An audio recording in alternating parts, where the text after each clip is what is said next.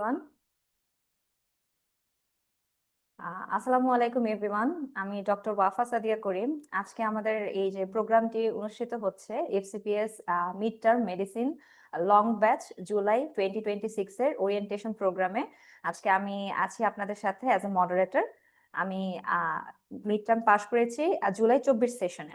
আমাদের সাথে আজকে উপস্থিত হয়েছেন আমাদের সিনিয়র এবং জনপ্রিয় মেন্টর বৃন্দ, এবং অল্প কিছুক্ষণের মধ্যে আমাদের সাথে আরো একজন যুক্ত হবেন, যিনি হচ্ছে আমাদের লং ব্যাচের সাথে যুক্ত ছিলেন এবং উনি জুলাই 25 সেশনে সম্প্রতি পাশ করেছেন। আজকে আমাদের এই যে প্রোগ্রামটি আয়োজন করা হয়েছে, আজকে আমাদের লং ব্যাচের ওরিয়েন্টেশন প্রোগ্রাম। এই ব্যাচটির উদ্দেশ্য সম্পর্কে এবং হচ্ছে যে ম্যাটেরিয়ালস গুলা বলেন অথবা হচ্ছে কিভাবে আপনাদেরকে পড়ানো হবে, কিভাবে পড়লে এবং হচ্ছে কিভাবে ক্লাস করলে আপনারা হচ্ছে খুব সহজেই যাতে মিড টার্ম এক্সামটি সফলতার সাথে পাশ করতে পারেন, সেই ক্ষেত্রে আপনাদেরকে গাইডলাইন দেওয়া হবে। তো একটা কথা না বললেই নাই, সম্প্রতি আপনারা সবাই নিশ্চয়ই হচ্ছে বিসিপিএস এর একটি নোটিশ পেয়েছেন, যেখানে হচ্ছে আপনাদের যে এক্সাম আছে মিড টার্মের এক্সাম, যেখানে ইউজুয়ালি জুলাই 1 তারিখে এবং জানুয়ারির 1 তারিখে যে এক্সাম গুলা অনুষ্ঠিত হতো সেটি 15 দিন এগিয়ে দিয়েছে, অর্থাৎ 15ই জুন এবং হচ্ছে ডিসেম্বরের 15 তারিখ অনুষ্ঠিত হবে। তো সেই হিসেবে 15 দিন এগিয়ে যাওয়া মানে কিন্তু অনেক টাইম কমে যাওয়া, 15 দিন তো কিন্তু অনেক টাইম। তো সেই হিসেবে এই সময়ে 7.5 মাস আগে যে লং ব্যাচটি চালু করা হয়েছে, সেই জন্য জেনেসিস মিড টার্ম টিমকে সাধুবাদ না জানিয়ে আসলে পারছি না। তো আমি সময় ক্ষেপণ না করে আজকে আমাদের অনুষ্ঠানটি শুরু করছি। বর্তমানে এখন আমাদের সাথে দুইজন সিনিয়র মেন্টর এবং জনপ্রিয় মেন্টর হচ্ছে যুক্ত আছেন, এবং সেই সাথে আমাদের সাথে অনলাইনেও যুক্ত হবেন আমাদের মেন্টর বৃন্দ। তাদের কাছ থেকে আজকে আমরা সব কথা শুনবো। তো প্রথমেই আমাদের যে স্পিকার আছে, আমাদের জনপ্রিয় এবং senior mentor doctor Tauhida Akter Poly আপু, যিনি হচ্ছে এফসিপিএস ফাইনাল পার্ট বর্তমানে ঢাকা মেডিকেল কলেজে কর্মরত অবস্থায় আছে। আমি মাইক তাকে ট্রান্সফার করছি। তার এই লং ব্যাচের ব্যাপারে আমরা তার বক্তব্য শুনবো এবং তার অ্যাডভাইস গুলো শুনবো, যাতে আপনারা উপকৃত হতে পারেন। ডক্টর তৌহিদা আক্তার পলি আপু।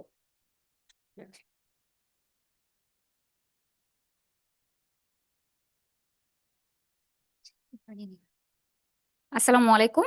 আমি ডক্টর তৌহিদা আক্তার পলি, এফসিপিএস মেডিসিন থিসিস পার্ট। ধন্যবাদ ওয়াফা।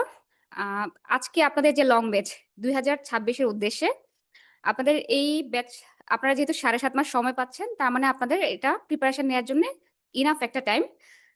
এখন আপনাদের যেটা করতে হবে সেটা আপনাদের রেগুলার ক্লাসে অ্যাটেন্ড থেকে মেন্টর কিভাবে পড়াচ্ছেন সেটা ফলো করা। আপনাদের যে ব্যাচ, এখানে আপনাদের রিটেন পার্টে যদি বলি তাহলে আপনাদের এসবিএ থাকবে, সেখানে 50 এসবিএ থাকবে, আর আপনাদের 50 মার্কসে থাকবে এসএকিউ। এসএকিউর মধ্যে আপনাদের থাকে 4টা set, A B C D.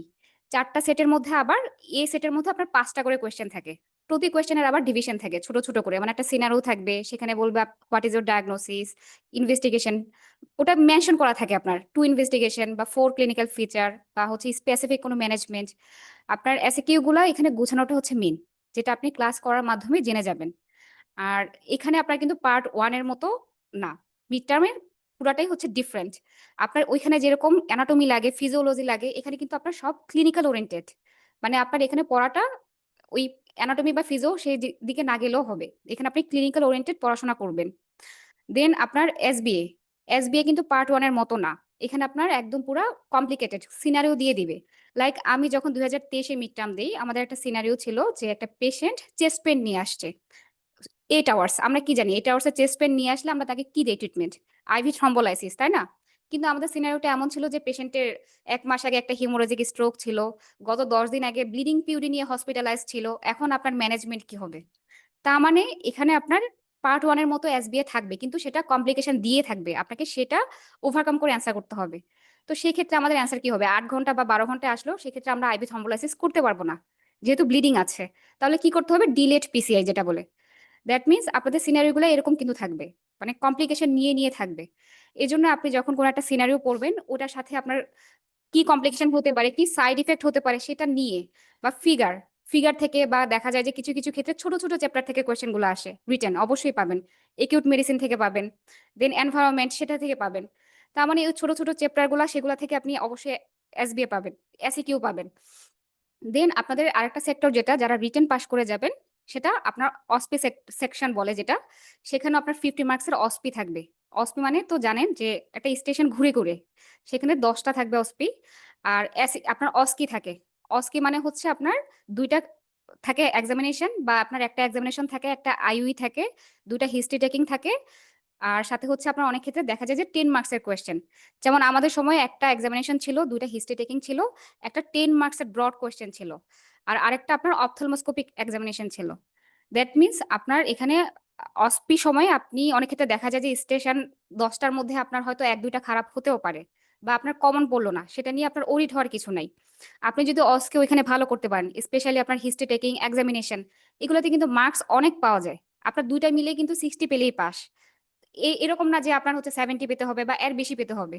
তার মানে আপনি যদি অস্কি দিয়ে আপনি যদি আগে থেকে এক্সামিনেশন করেন, এখন তো আপনারা ওয়ার্ডে আছেন।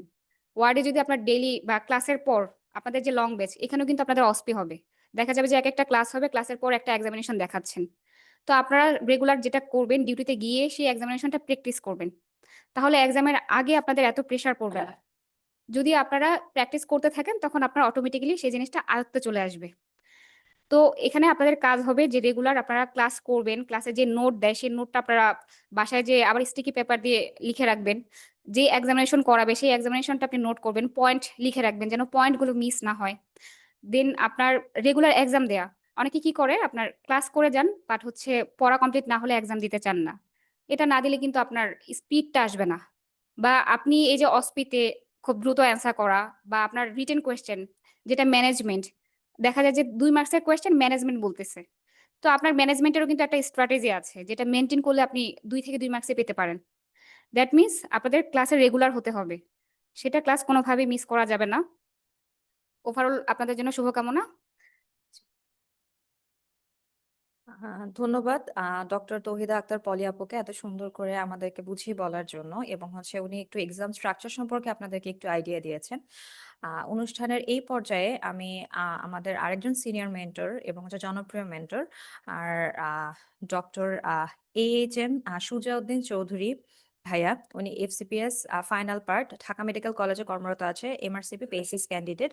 ওনাকে রিকোয়েস্ট করছি যে আমাদের এক্সাম প্যাটার্ন সম্পর্কে একটু আইডিয়া দেওয়ার জন্য, এবং কিভাবে পড়লে এবং কিভাবে টিপস এন্ড ট্রিক্স ফলো করলে সহজেই একজন পরীক্ষার্থী মিড টার্ম পাশ করতে পারবে। ডক্টর সুজা ভাই।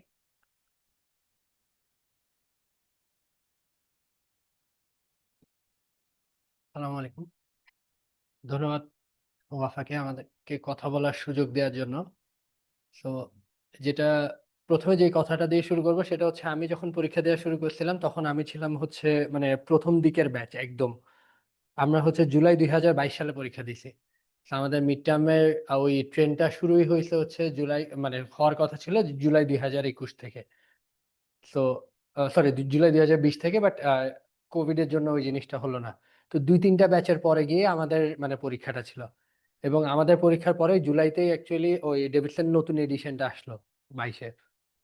তো এই জায়গাটাতে যেটা ছিল না, সাদদেরও একটা ক্লিয়ার কনসেপ্ট ছিল ওই সময়টাতে কিভাবে পরীক্ষা নিবে, আর আমাদের কোনো কনসেপ্ট ছিল না যে আমরা পরীক্ষাটা কিভাবে দিব।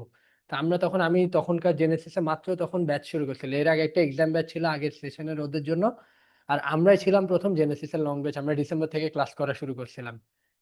তো তখনকার যে স্ট্রাকচারটা ছিল, আমরা মাত্র 7 জন মানুষ ক্লাস করতাম। আমরা পরীক্ষা দিয়েছিলাম হচ্ছে অ্যারাউন্ড 63 পিপল পরীক্ষা দিয়েছিলাম ওইখানে। না সরি, মানে হ্যাঁ, 63 জন পরীক্ষা দিয়েছিলাম টোটাল মিলায়ে মিড টার্ম। তো এই যে আমরা 63 জন যারা পরীক্ষা দিয়েছিলাম, তাদের মধ্যে ম্যাক্সিমামই ছিল সেকেন্ড টাইমার, মানে তারা প্রথমবার খারাপ করছে, অনেকেই ছিল। সেই সাথে হচ্ছে আমরা যারা পরীক্ষা দিচ্ছিলাম, আমাদের মধ্যে শুধুমাত্র 7 জন আমরা একসাথে বসে অফলাইনে বসে ক্লাস করতাম। এই জিনিসটা যেটা হয়েছে, আমরা ওই 7-8 জন যারা ছিলাম, আমাদের সবার একটা গ্রুপের মতো হয়ে গেছিল। আমরা সবাইকে একজন আরেকজনকে টেনে ক্লাসের জন্য আসতাম। এই এতগুলো কথা বলার পিছনে বেসিক কারণ একটাই, আমি আমার সবকিছু মিলায়ে work life and other things balance করে আমার এক্সট্রা করে পড়ার কোনো সময় থাকতো না, যেটা আমি জানি এখানকার ম্যাক্সিমাম ট্রেনিদেরই নাই, যারা প্রাইভেট ট্রেনি আমাদের মতো। কারণ সবকিছু মিলায়ে বাসা সামলানো, তারপর হচ্ছে পড়ালেখা নিয়ে, আমি একটু ডিটেলসে কথা বলতেছি যেহেতু আপনারা প্রথম লং ব্যাচে আসছেন। ওই সময়টাতে যেটা আমাকে সবচাইতে বেশি হেল্প করছে, দ্যাট আমার গ্রুপটা।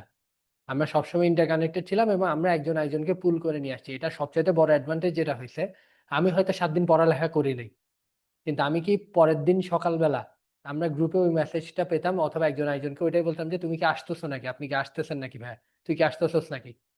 এবং আমরা সবাইকে একজন আরেকজনকে নিয়ে পরীক্ষার হল পর্যন্ত আসছি। আমরা কেউ একটা দিনও একটা এক্সামও মিস দিই নাই কোনো কারণ ছাড়া। এটার রেজাল্ট কি পাইছে, আমাদের যারা 7 জন আমরা ছিলাম, একজন বড় ভাই ছিলেন, উনার আব্বা একটু অসুস্থ ছিলেন মিড টার্মের সময়, উনি জাস্ট রিটেনটা পরীক্ষাটা দিতে পারেনি, মানে রিটেন পরীক্ষার আগের দিন উনি বাইরে থেকে আসছিলেন, ঢাকার বাইরে থেকে আসছিলেন। উনি ছাড়া আমরা সবাই পাশ করে গেছিলাম ওইবার, যখন পাসিং রেট ছিল 33%। 3 ভাগের 1 ভাগ শুধু পাশ করছে পুরান নতুন মিলাই। সবচেয়ে বড় অ্যাডভান্টেজ যেটা আপনাদের হিসেবে কাজ করবে, সেটা হচ্ছে আপনারা যেন পরীক্ষাটা এখানে রেগুলার দেন। একটা জিনিস মেন্টালিটি চেঞ্জ করে ফেলতে হবে আজকে থেকে। এই আজকে আপনারা জেনেসিসে আসছেন মানে আগামী জুলাই মাস পর্যন্ত, আপনারা মোস্ট প্রবলি জুলাই মাসের এক্সামিনি, ঠিক না? আগামী জুলাই মাস পর্যন্ত আপনাদের থেকে এটা মাথায় রাখতে হবে দ্যাট আপনারা এখন আর ডাক্তার নাই, আপনাদের এখন এক্সামিনি। আপনারা যদি হসপিটালের ডিউটিটাকে প্রাইমারি মনে করেন, সেটা আপনারা ভুল করবেন। হসপিটালের ডিউটিটাকে আপনাদেরকে পরীক্ষার ওরিয়েন্টেড করে ফেলতে হবে। ব্যাচের ডিটেলস, পরীক্ষার ডিটেলস সবগুলা পলি বলছে, আমি ওই কথার দিকে যাচ্ছি না। আমি চাইতেছি আপনাদের মেন্টালিটি কিভাবে চেঞ্জ করতে হবে।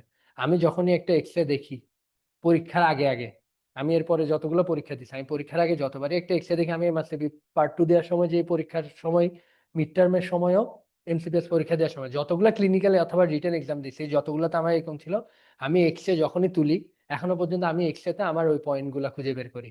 আমি ইসিজি যখনই এক্সামের আগে আগে হয়, আগের 2-3 মাস আমি যত ইসিজি দেখি, আমি কোনোটাকেই নিজেকে ডাক্তার মনে করে, ও আচ্ছা এটা এমআই আছে, ট্রিটমেন্ট দিয়ে দিলাম, আমি এইভাবে করে কখনো যাইনি। এটা আমার কোন জায়গাটাতে ডেভেলপ করবে, আমার যখন পরীক্ষা দিতে যাব তখন আমার থেকে এক্সরে ডায়াগনোসিসে থাকে শুধুমাত্র 1টা মার্ক, আইডেন্টিফাইং পয়েন্টেই থাকে 2টা মার্ক। আপনার থেকে কোনটা ইম্পর্টেন্ট বেশি? আইডেন্টিফাই করাটা, পয়েন্টটা, নেগেটিভ পয়েন্টগুলো মিস না যাওয়াটা। তো আজকের পর থেকে আপনাদের যেখানে যেই ক্লাসটাই হবে, আপনাদের থেকে প্রথম কাজই হবে এই জিনিসটা, দ্যাট আমি সবার প্রথমে আইডেন্টিফাই করব দ্যাট আমার ক্লিনিক্যাল আর অস্পিচ যেসব জিনিসগুলো আছে, এই জিনিসগুলো।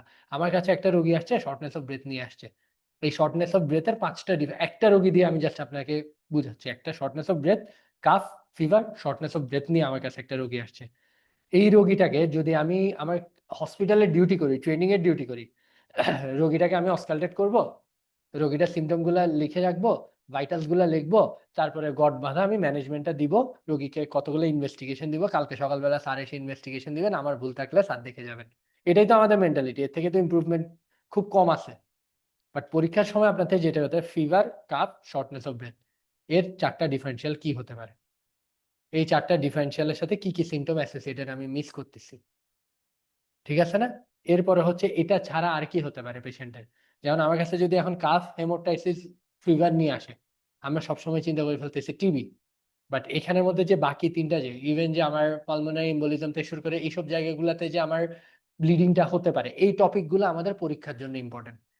আজকের পর থেকে যে যত তাড়াতাড়ি মেন্টালি অ্যাডাপ্ট করতে পারবেন, দ্যাট এটাতে সুবিধা কি হবে, আমি 4টা ডিফারেন্সিয়াল যখন আইডিয়া করবো, আমার এক্সামিনেশন করার সময় অথবা পয়েন্ট আইডেন্টিফিকেশন করার সময় আমি ওগুলা চিন্তা করব, তাহলে আমার ইনভেস্টিগেশন ওরিয়েন্টেশন ওরকম করে চলে আসবে। দ্যাট আমি হেমোপটাইসিস যদি নিয়ে আসে, তাহলে আমি হেমোপটাইসিসের জন্য, নর্মালি হেমোপটাইসিসের জন্য আমরা চেস্ট এক্সরে করাবো, একটা টিবি টেস্ট দিব, স্পুটাম কালচার, হাইয়েস্ট এতটুকু পর্যন্ত যাই, একটা সিবিসি করে, এর থেকে বেশি কি যাই? যাই না। কিন্তু যদি আমি পরীক্ষার কথা চিন্তা করি, তাহলে এখানে কোয়াগুলোপ্যাথি সবগুলো আনতে হবে, ভাস্কুলাইটিসের সবকিছু আমার থেকে আনতে হবে কি না? তাহলে এটাই হচ্ছে একটা এক্সামিনির সাথে একটা ডিউটি ডক্টরের পার্থক্য। আমার কথাটা বুঝাতে পারতেছি আমি আপনাদেরকে? স্যাররা এই মেন্টালিটিতে অভ্যস্ত, স্যাররা চিন্তা করে, স্যাররা শর্টকাটে টানেল ভিশনে স্যারদের ডিফারেন্সিয়াল গুলাকে ন্যারো করে এনে স্যাররা বলতে পারে ইজিলি। আপনি যখন পরীক্ষার্থী হবেন, ইভেন স্যার যদি আপনার থেকে পরীক্ষা নেওয়ার মেন্টালিটিতে বসে, দেখবেন যে এই রোগী কখনো, এই রোগীর কখনোই ডেঙ্গু হতে পারে না, কিন্তু হেমোপটাইসিস, ফিভার নিয়ে আসছে, আপনাকে ধরবে, এটা কি ডেঙ্গু হতে পারে না, তুমি তো ডেঙ্গু বলো নাই। করে না স্যাররা এই জিনিসটা? যখনই কোয়ারিং মেন্টালিটিতে থাকে, এই জিনিসটাই আপনাদেরকে মেন্টালি অ্যাডাপ্ট করতে হবে। তাহলে সবচেয়ে ইম্পর্টেন্ট জিনিস হচ্ছে, আপনারা লাস্ট কবে রিটেন এক্সাম দিয়েছেন মনে আছে আপনাদের? যদি আপনারা কেউ যদি রেসিডেন্সিতে না থাকেন, তাহলে আপনারা ব্লক ফাইনাল দেন নাই। হায়েস্ট যদি আপনাদের ইনস্টিটিউট গুলোতে যদি একটা 6 মাসে একটা এক্সাম হয়, তাও গেলেন, সবাই মিলে একসাথে গেলেন, মানে একদম জামাতে নামাজ পড়ার মতো, একজন আল্লাহু আকবার বলছে, সবাই ওটা লিখে দিয়ে চলে আসছেন। যেটা করতে হবে সেটা হচ্ছে আপনার থেকে এখানে রিটেন এক্সামটা দিতে হবে। এই কথাটা আমি যতবারই বলে আমাকে ততবারই মানা করে ওরিয়েন্টেশন প্রোগ্রামে এই কথাগুলো বলার জন্য। আপনি প্রয়োজনে এখানে এসে পড়ালেখা না হলে, আমি কাজটা করছি দ্যাট আমি বই খুলে লিখছি, আমি এটা এখানে ওরা যারা আমার পড়া আছে আমি সবাইকে সেম কথা বলি, আপনার যদি পড়া না হয়ে থাকে তারপরেও আপনি পরীক্ষা দিতে আসেন, আপনি বই খুলে লেখেন, বাট আপনি আসেন কেন? কারণ আপনি এটাই জানেন না আপনি পরীক্ষার হলে কি লিখে আসবেন। আপনি আজ পর্যন্ত জানেন না আপনি পরীক্ষার হলে, কারণ আপনি রিটেন এক্সাম দিতে তো অভ্যস্ত না, আর আপনি লিখতে অভ্যস্ত হচ্ছে সবচাইতে বড় জিনিস, আপনি খুব পড়ালেখা জানেন। জাস্ট আপনি কি লিখবেন? City brain, CT scan of brain. আমি কি লিখবো? আমার থেকে যদি লাগে ইকো, আমরা তো এইভাবেই লিখতে অভ্যস্ত। ট্রপাই, এস ইলেকট্রোলাইটস, এই জিনিসগুলো যে বড় করে লেখা যায়, এই অভ্যাসটা আপনার ডেভেলপ করবে কখন? আপনি যতবার পরীক্ষা দিবেন।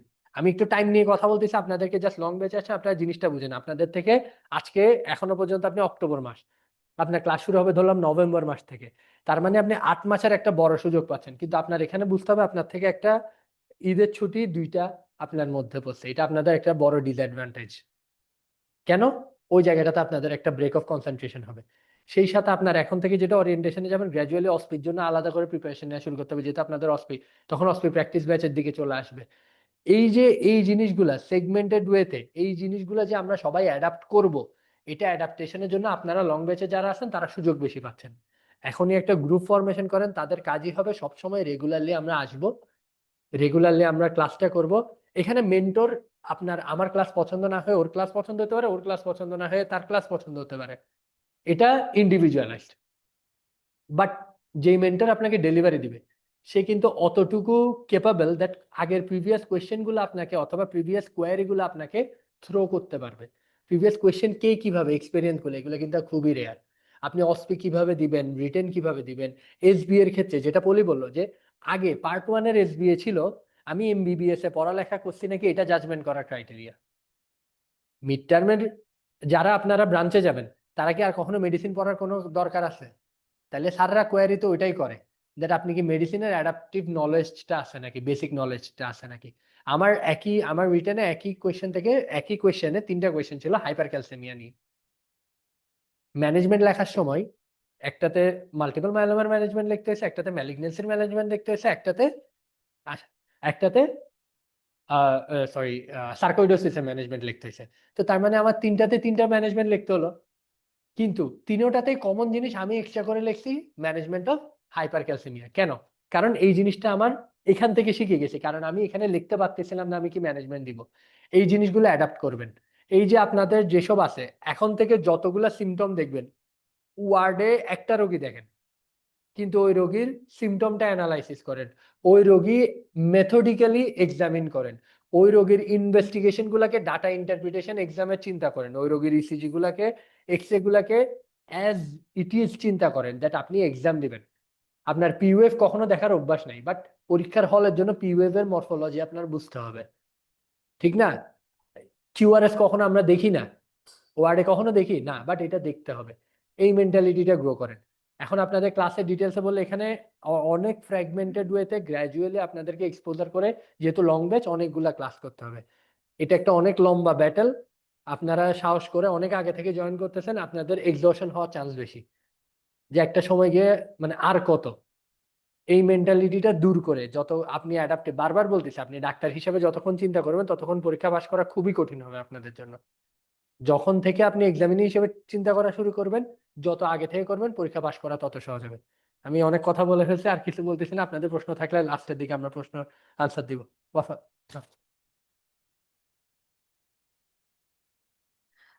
ধন্যবাদ সুজাউদ্দিন চৌধুরী ভাইয়াকে এত সুন্দর করে এত ইলাবোরেটিভ ওয়েতে আমাদেরকে বোঝানোর জন্য। আমাদের পরীক্ষার্থীদের আশা করি অনেক বেশি সুবিধা হয়েছে বুঝতে যে ওনারা প্রিপারেশনটা কিভাবে নেবেন। এবং ভাইয়াকে অশেষ অশেষ ধন্যবাদ যে উনি ওনার এক্সপিরিয়েন্সটা, ওনার টাইমের এক্সপিরিয়েন্সটা আমাদের সাথে শেয়ার করেছেন, যেটা আমাদের জন্য অনেক বেশি দরকার ছিল। তো অনুষ্ঠানের এই পর্যায়ে আমি আমাদের আরেকজন স্পিকার, সিনিয়র এবং জনপ্রিয় মেন্টর ডক্টর আনিকা হোসেন আপুকে মাইক ট্রান্সফার করতে চাচ্ছি। আনিকা হোসেন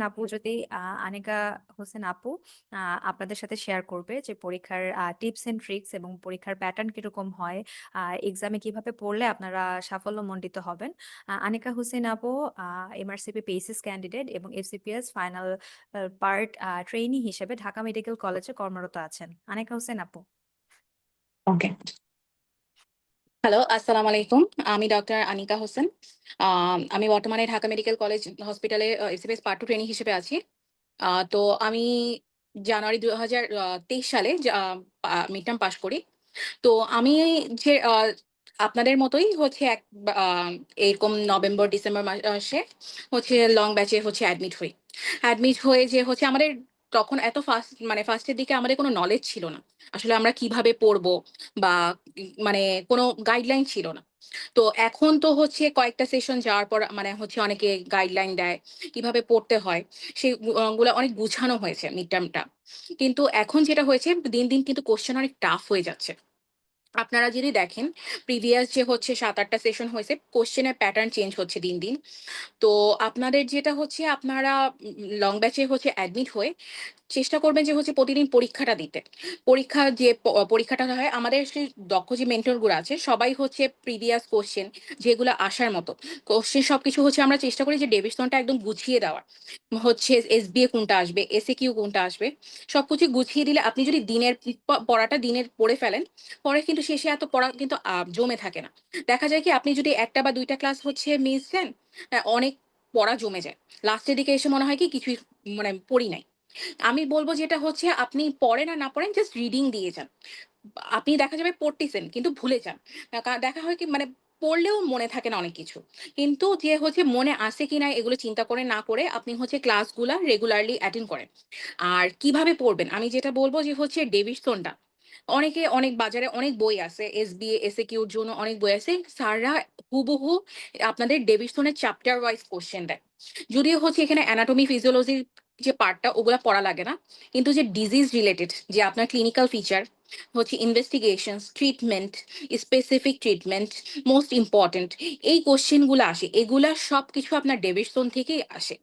একদম ৮০ থেকে ৯০% আপনার হচ্ছে ডেভিশনটা যদি আপনি পড়েন যে হচ্ছে ডেভিডসন পড়লেন আর সাথে, সাথে হচ্ছে যে চ্যাপ্টার আপনি যদি আজকে হচ্ছে রেসপিরেটরি পড়েন বা নেফ্রোলজি পড়েন, সাথে আপনি অস্পির বই যে হচ্ছে নেফ্রোলজির যে পার্টটা সেখান থেকে অস্পিগুলো পড়ে ফেলবেন। তাহলে দেখা যায় কি আপনাদের হচ্ছে রিটেনে অনেক কিছু কভার করে যাবে। আর হচ্ছে রিটেন মানে অস্পিটাও হচ্ছে সাথে, সাথে পড়া হয়ে যাবে। জলি স্যারের অস্পি বইটা অনেক কঠিন। একবার পড়ে আপনাদের হয়তো মনে নাও থাকতে পারবে। কিন্তু যাও পড়েন এটলিস্ট রিডিং দিয়ে যাবেন যে এটলিস্ট ধারণা হয়। কারণ আপনার যদি হচ্ছে জলিসা অস্পি বইয়ে ৭ টা বা ৮ টা ইনভেস্টিগেশন থাকে, আপনার ধরেন হচ্ছে মাল্টিপল মায়োলোমার আপনার হচ্ছে ৮ টা ইনভেস্টিগেশনস জলিসা অস্পি বইয়ে আছে। আপনি কিন্তু এটা পড়া সাথে, সাথে রিটেনেও আপনার পড়া হয়ে যাচ্ছে। সাথে আপনি হচ্ছে রিটেনটা গোছাবেন। কারণ রিটেন কি হয়?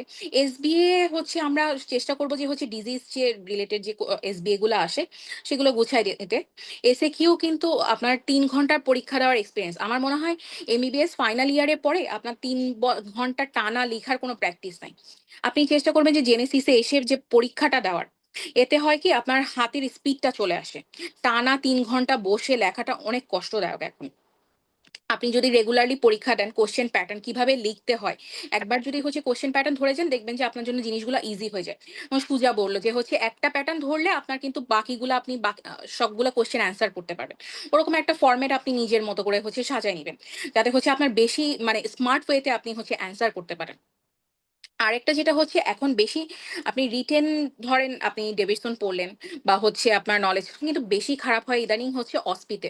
আপনি যদি হচ্ছে গত ২-৩ টা সেশনে দেখেন প্রায় হচ্ছে ১০০-১৫০ জনের মতো হচ্ছে অস্পিতে খারাপ হয়। কারণ কি আমরা হচ্ছে অস্পিটাকে খুব একটা বেশি গুরুত্ব দেই না।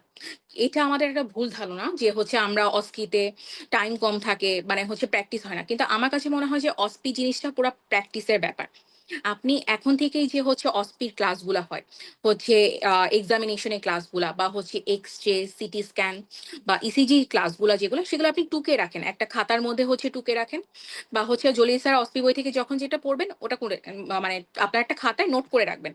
এতে হয় কি লাস্টের দিকে যা হচ্ছে আপনি যে ৭ দিন টাইম পান অস্পি রিটেনের পরে যে হচ্ছে ৭ দিন টাইম পাওয়া যায়, এতে এত লোড হয় না আপনার জন্য। আপনি যদি হচ্ছে এখানে দিন প্র্যাকটিস করে যান বা হচ্ছে এক্সামিনেশন গুলা হচ্ছে রেগুলারলি এখন থেকেই হচ্ছে গুছায় ফেলেন তাহলে কিন্তু আপনার মানে লাস্টের দিকে এত প্রেশার পড়ে যায় না। আর একটা জিনিস হচ্ছে আপনাদের তো হচ্ছে ইনশাআল্লাহ যদি আপনারা রেগুলার মানে পড়তে থাকেন তো হচ্ছে ১ আর ২ তারিখে আপনাদের হচ্ছে ১ তারিখে এসবিএ পরীক্ষা হচ্ছে ৫০ টা থাকবে আর হচ্ছে এসিকিউ থাকবে হচ্ছে ১০০ মার্কের।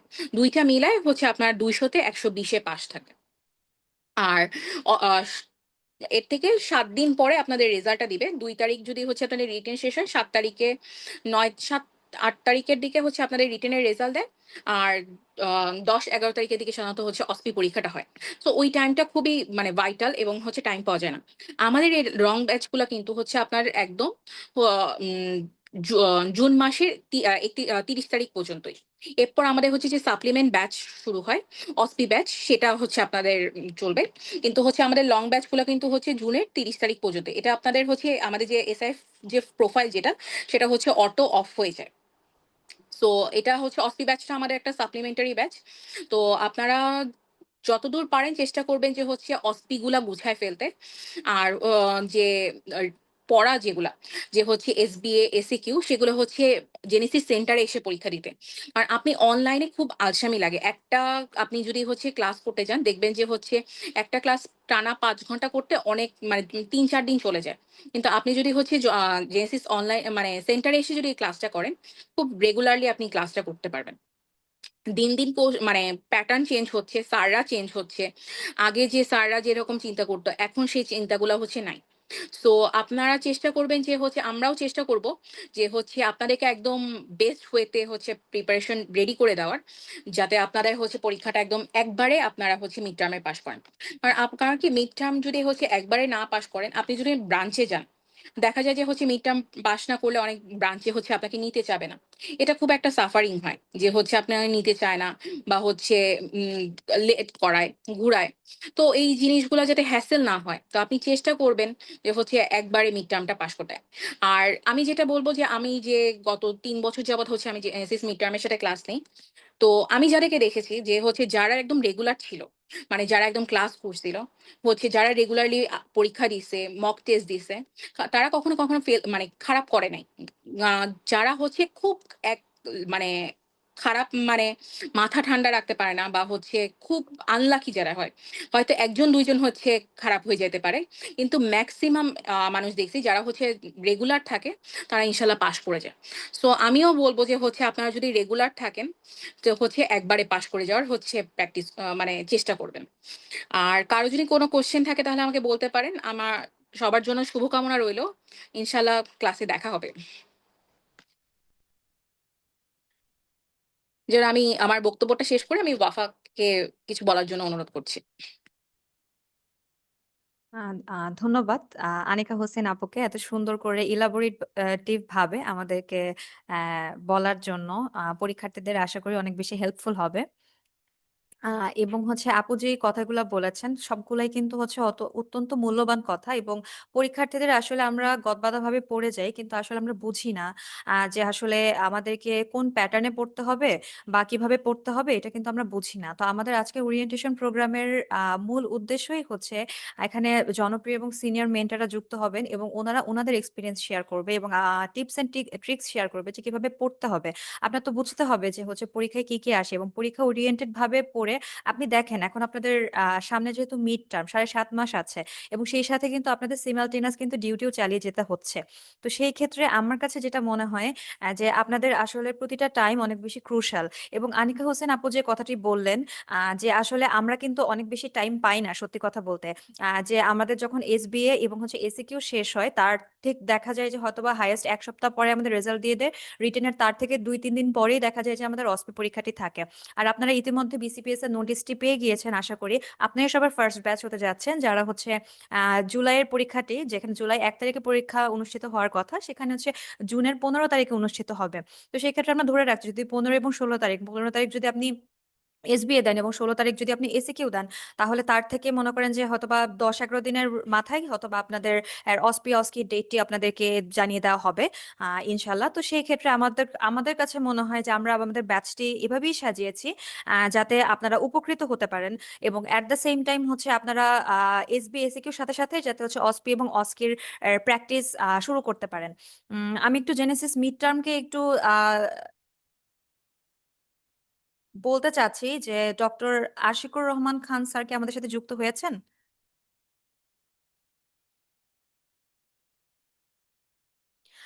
আচ্ছা, অনুষ্ঠানের এই পর্যায়ে আমাদের সাথে একজন ব্রিলিয়ান্ট ডক্টর আমাদের সাথে যুক্ত হয়েছেন।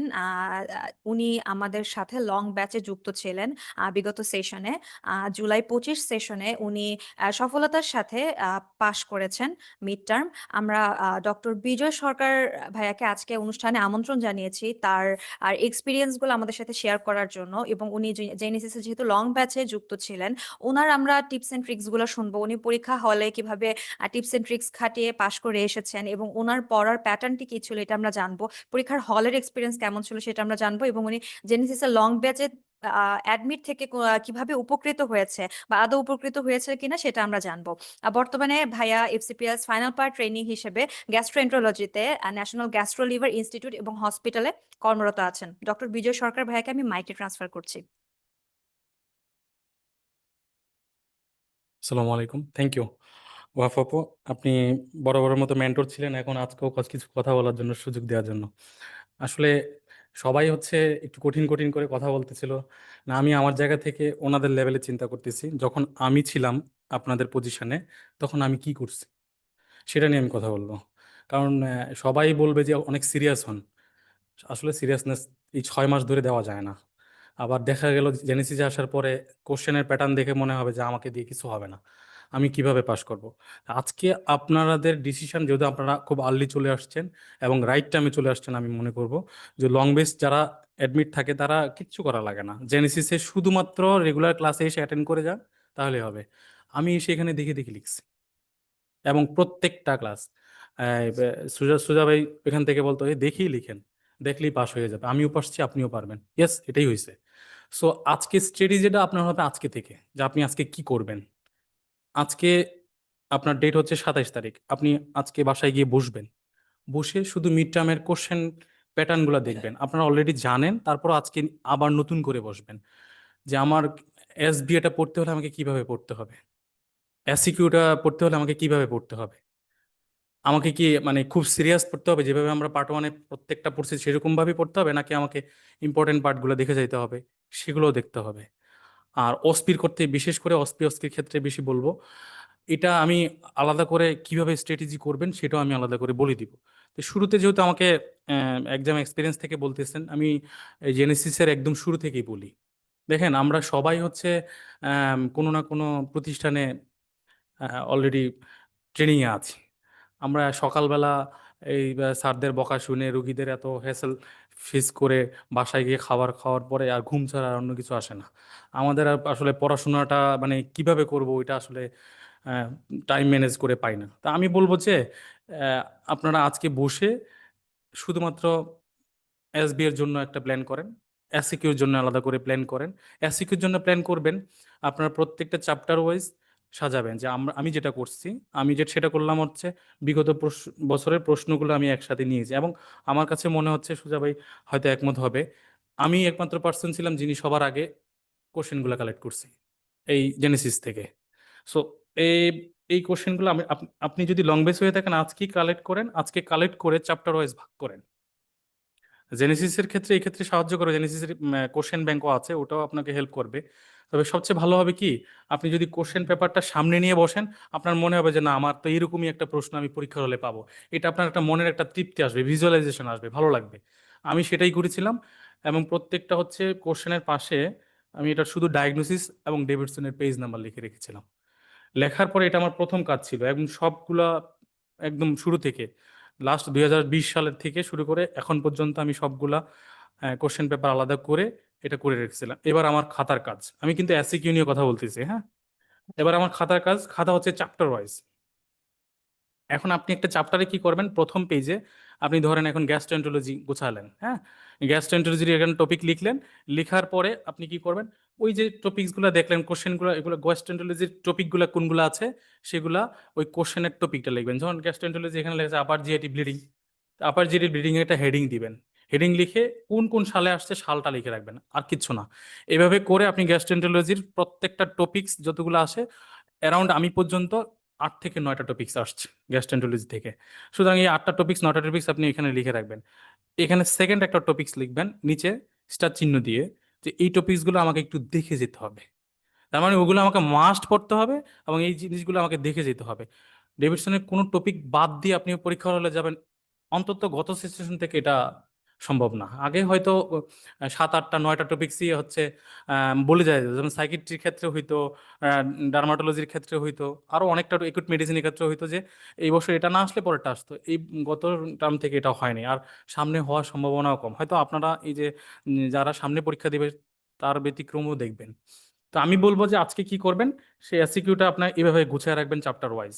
এটা বেশি সময় লাগে না, আমার ক্ষেত্রে 3 থেকে 4 দিন সময় লাগছে, কারণ আমি ট্রেনিং করে এসে আবার এগুলো গুছিয়ে তারপর এগুলো 3 থেকে 4 দিন যখন আপনার মধ্যে একটা কনফিডেন্স চলে আসবে, না আমি তো অ্যাটলিস্ট বুঝতে পারছি যে এসিকিউ কোন প্যাটার্নের কোশ্চেনগুলো আসে, ঠিক আছে, তো এটা এসিকিউর মতো আপনি রাখবেন। আর লেস ইম্পর্টেন্ট টপিকগুলো আপনি যে নিচে রাখলেন সেগুলো কিন্তু আপনি পড়ার সময় জেনেসিস কি করে ওইগুলো থেকে টপিক কোশ্চেন দেয়। আমি সত্যি কথা বললাম, হ্যাঁ এটা তো আর কোশ্চেন ফাঁসের মতো না, বাট জেনেসিস ওই লেস টপিকগুলোকে একটু জটিল করে হয়তো অন্য দিক থেকে নিয়ে যায় আপনাদেরকে শুধু প্র্যাকটিস করার জন্য। এটাতে আমার সুবিধা হলো কি, জেনেসিস আমাকে কি উপকার করলো সেটাও আমি বলি। যেমন জেনেসিসের মক টেস্টের ক্ষেত্রে, তারপর মডেল টেস্টের ক্ষেত্রে, এবং হচ্ছে প্রথম দিকে শুরুর দিকে হচ্ছে কয়েকটা চ্যাপ্টার পড়িয়ে আবার একটা পরীক্ষা নেওয়া হয়। এই পরীক্ষাগুলোর ক্ষেত্রে আমি দেখলাম কি, দুই একটা টপিকস আছে 1 নম্বরের 2 নম্বরের, এটা জেনেসিস কোথা থেকে যায় জানি না, আমি আকাশ থেকে পড়ি, আপনারাও হয়তো এরকম পড়বেন, সামনে ফেস করবেন, কিন্তু ওইটা আপনার যখন পরীক্ষার হলে বসবেন তখন লিখার যে একটা এক্সপিরিয়েন্স আছে সেটা থেকে আপনি লিখতে পারবেন। এমন আমি তো কোশ্চেন দেখে মনে করছি যে এবার আমার হবে না, যেমন যার হচ্ছে কনজেনিটাল রুবেলা সিনড্রোম পড়ছে যেটা কখনই আসে নাই, সেটা কিভাবে আমি লিখে আসবো। তারপর হচ্ছে টক্সোপ্লাজমোসিস নিয়ে অনেকে কনফিউজ ছিল, এটা নিয়ে আরো অনেক টপিকস আছে। তারপর হচ্ছে জেনেটিক ভেরিয়েন্ট আসছে, এগুলো তো মানে পার্ট 1-এর কোশ্চেন প্যাটার্ন অথবা আরো হায়ার লেভেল হয়তো চিন্তা ভাবনা করছে স্যাররা। হ্যাঁ, তো এই লেভেলের আসলে আমরা ওই রকম ভাবে পড়ি যাই না, কিন্তু জেনেসিস আমাদেরকে এই লেভেলে হেল্প করছে। তো এটা হচ্ছে কি, আপনি যখন বাসায় বসে বসে পরীক্ষা দিবেন, বাসায় বসে বসে চিন্তা করবেন, না আজকে তো চ্যাপ্টারের 2 পেজ বাকি আছে, কালকে পড়ে নেবো, আজকে ঘুমিয়ে যাই, এই চিন্তা মানে এই ঘুমিয়ে গেলেন। আপনি যদি জেনেসিসে আসলেন তখন কি হলো, আপনার বাসায় একটুকু পড়া না হলে আপনি দেখে দেখে যে লিখলেন, এই একটা মেমোরি আপনার থেকে গেল। আপনি জানেন কিনা আমি বলবো যে অ্যাড্রেনাল ক্রাইসিস নিয়ে আমরা অনেকবার এখানে লিখে গেছি। অ্যাড্রেনাল ক্রাইসিস নিয়ে করেছে, কোনো না কোনোভাবে আমাদেরকে হেল্প করছে, আইদার অসপি অথবা এসবি এর ক্ষেত্রে অথবা অস্কির ক্ষেত্রে আমাদেরকে এটা হেল্প করছে। যেমন আমাদের কি বলে history of risk of fall, এই আমাদের এটা আসছে। তো এই যে এখানে অ্যাড্রেনাল ক্রাইসিসের একটা টার্ম আছে, এখান থেকে কি কি ফিচার থাকে, এই জিনিসগুলো যে আমরা বারবার মেমোরাইজ করছি, সেখানে আমি ওই আমার এই রিস্ক অফ ফলের হিস্ট্রি টেকিং এর ক্ষেত্রে আমি 2টা পয়েন্ট 3টা পয়েন্ট করে আমি অ্যাড করতে পারছি।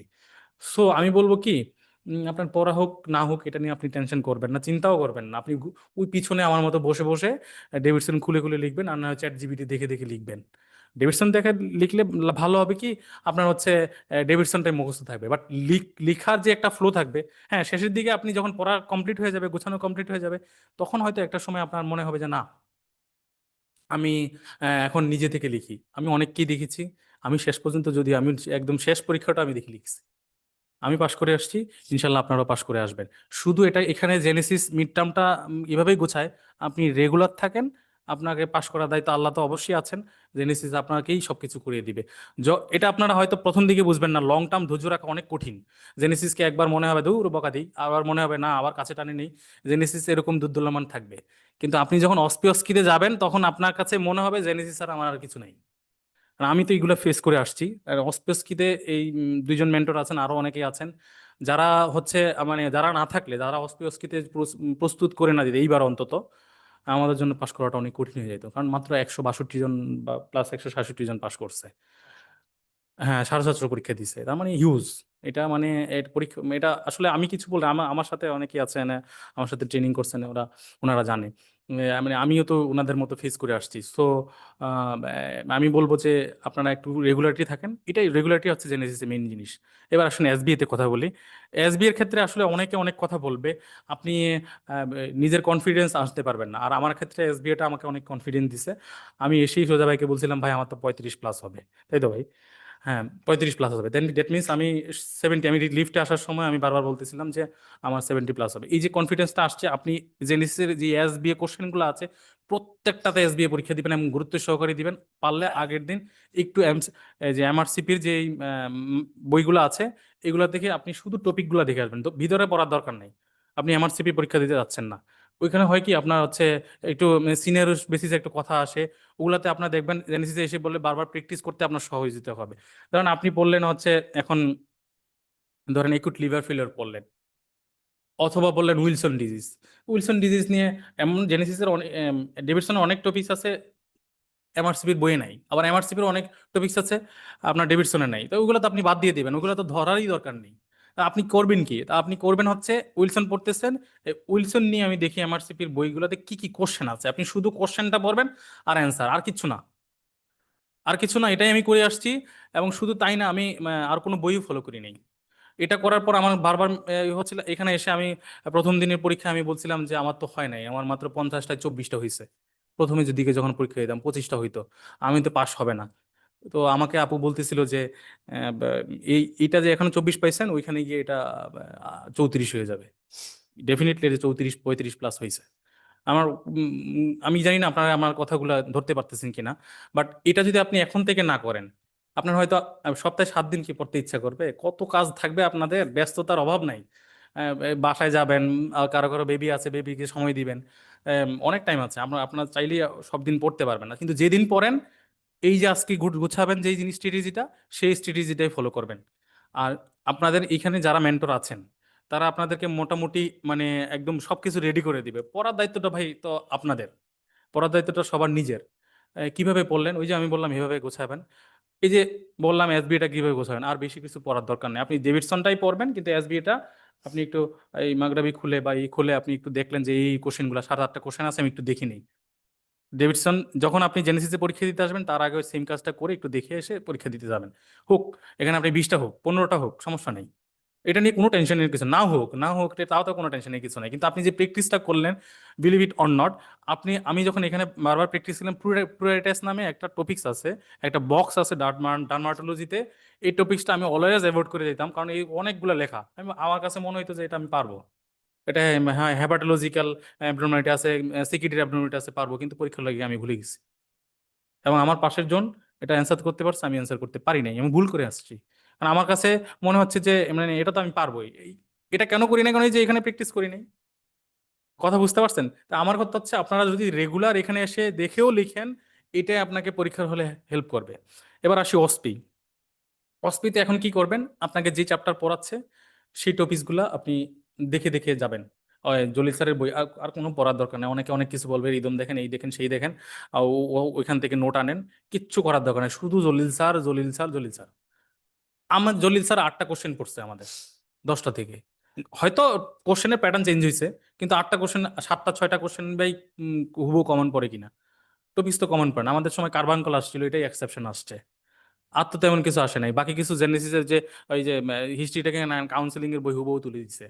জেনেসিসের হয়তো পয়েন্ট কম আছে, ওনাদের পয়েন্ট 30 40টা আছে, কিন্তু এই 30টা 40টা কিভাবে পয়েন্ট করবেন, এখানে জেনেসিসে আসলে বুঝতে পারবেন। আমি অন্যদের সাথে কথা বলছি, অনেক কোচিং সেন্টারের সাথে কথা বলছি, কোনো কোচিং সেন্টারের রেফারেন্স দিচ্ছি না, ওরাও আমাদেরকে বলতেছে, বাট সেই তুলনায় নিজেকে লাকি মনে করতেছি, কারণ আমি এখানে এসে প্র্যাকটিস করতে পারছি।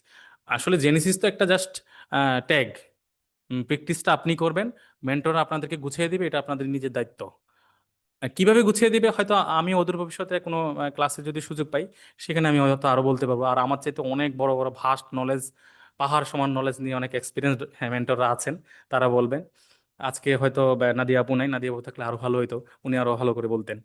সো এইটা আমি বলবো, অস্পিটা আপনি গুছাবেন হচ্ছে প্রথমে চ্যাপ্টার ওয়াইজ পড়ে যাবেন। আমি কিভাবে বললাম, একটা আপনাদের কাছে এতদিনে পাইছেন কিনা আমি জানি না, একটা পেজ আছে যেটা রিমোটোলজির কি কি কোশ্চেন জলিল স্যারের বই আছে, কারোর কাছে যদি থাকে তো ভালো, না হলে আমার কাছ থেকে নিয়ে নেবেন।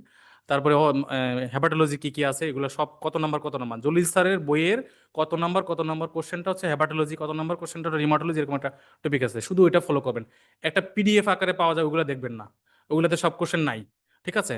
শুধুমাত্র ওইটা হয়ে ওইটা ফটোকপি করে পারলে দেয়ালে একটা লাগান, টেবিলে একটা লাগান, আর সাথে রাখেন। অলওয়েজ দেখবেন আমার আজকে কোন টপিকটা শেষ হয়েছে। আমি যেটা করছি, ধরেন আমি আজকে ইসিজি পড়ছি, সোজা বা ইসিজি করতে করতে 3 ঘন্টা শেষ হয়ে গেছে, ইসিজি পড়াইতে পড়াইতে, ঠিক আছে? বাসায় গিয়ে শুধুমাত্র টিক চিহ্ন দিছি, বিলিভ ইট অর নট, আমি শুধু টিক চিহ্ন দিছি, কারণ আমি ওয়ার্ডে প্র্যাকটিস করি, প্লাস হচ্ছে উনি আমাকে এখানে বসে বসে খাওয়াই দিয়েছে, তাই না? আসলেই খাওয়াই দেওয়ার মতোই, উনি বেসিক থেকে পড়াচ্ছেন। উনি একদম থার্ড ইয়ার লেভেল থেকে পড়াইছেন। আমি আমি তো ওনার ক্লাস পড়ছি। এটা প্রশংসার কিছুটা, মেন্টর ভেরি করে। হয়তো আমার কাছে ওনাকে ভালো লাগছে, এই জন্য আমি বলতেছি। আপনাদের হয়তো শ্যামল স্যারের ইউটিউব ভিডিও ভালো লাগবে, যা যেটা নিয়ে শিখেন। বাট আপনাকে ওই যে বললাম, আজকে ইসিজি শেষ করছেন, টিক চিহ্ন দিয়ে দেন, এভাবে টিক চিহ্ন করে দেন দেয়ালের মধ্যে টিক চিহ্ন। আমার দেয়ালে এখনো লাগানো আছে, এখনো টিক চিহ্ন দেওয়া আছে। আপনাকে ডেডিকেটেড হইতে হবে এবং অল্প সময়ের অল্প পরে গোছানো পরে কিভাবে পাস করাবেন সেই চিন্তা করতে হবে। আপনি এখন চাইলেই ওই যে এমবিবিএস লেভেলের মতো অনেক থিওরিটিক্যাল পড়বেন, অনেক বেশি পড়বেন, এটা পারবেন না। আমাদের এই মানে সক্ষমতা নাই এখন। আমরা অনেক ধরনের বাইন্ডিং থাকতে হয়, ঠিক আছে? তো ওই চ্যাপ্টার ওয়াইজ পড়বেন, কিন্তু একবার যখন পড়া হয়ে যাবে, দুইবার না পড়া হলে আপনার পাস হবে না, আমি আগেই বলে দিলাম। হয়তো মেরিটোরিয়াস থাকতে পারেন যারা একবার পরেই অনেক মনে রাখতে পারেন, কিন্তু আমি এটা বললাম না। দ্বিতীয়বার কিভাবে পড়বেন? দ্বিতীয়বার পড়বেন হচ্ছে আপনার এক্সাম হলে কিভাবে থাকে। তাহলে এক্সাম হলে কিভাবে থাকে, যেমন একটা এমআরআই থাকে, যেটা সোজা ভাই বলে দিবে একদিন। এমআরআই থাকে, একটা সিটি স্ক্যান থাকে, একটা ইসিজি থাকে, একটা ব্রড কোশ্চেন থাকে, একটা পিকটোরিয়াল থাকে, একটা এবিজি থাকে। এইভাবে সিরিয়াল করে 10টা স্টেশন থাকে, এইভাবে পড়বেন।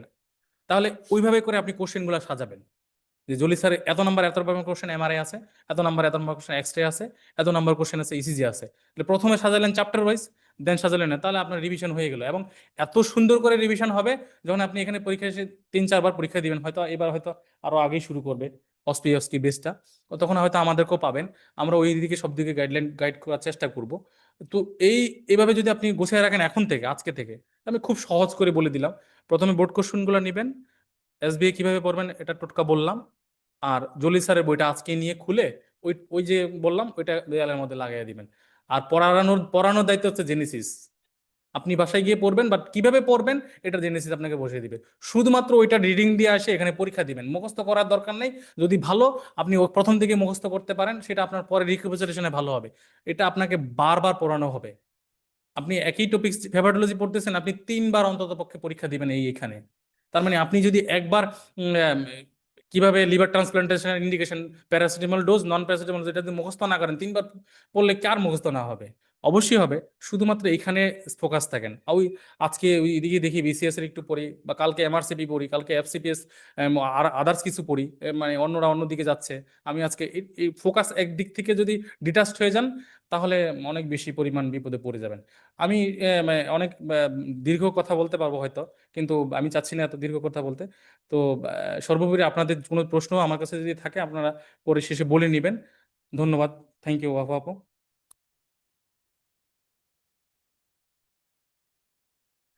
ধন্যবাদ বিজয় সরকার ভাইয়াকে এত চমৎকারভাবে এবং বিশদভাবে আমাদের সামনে আপনার বক্তব্য তুলে ধরেছেন। এবং হচ্ছে উনি কিন্তু খুব ডিটেলস ভাবেই বলেছেন যে হচ্ছে কিভাবে পড়তে হবে এবং ওনার স্ট্র্যাটেজিটা কি ছিল এবং কিভাবে উনি হচ্ছে পাশ করে এসেছেন। এখন আমি সময়ক্ষেপণ না করে আমাদের অনুষ্ঠানের আজকের মূল আকর্ষণ, আমাদের গেস্ট, সিনিয়র মেন্টর এবং হচ্ছে জনপ্রিয় mentor doctor Ashikur Rahman Khan sir, FCPS medicine, MD nephrology. বর্তমানে sir department of nephrology Dhaka medical কলেজে কর্মরত আছেন। আমি স্যারকে অনুরোধ জানাবো আমাদের সাথে যুক্ত হয়ে আমার স্যারের মূল্যবান বক্তব্য যাতে আমাদের সাথে শেয়ার করেন। Doctor Ashikur Rahman Khan sir, please.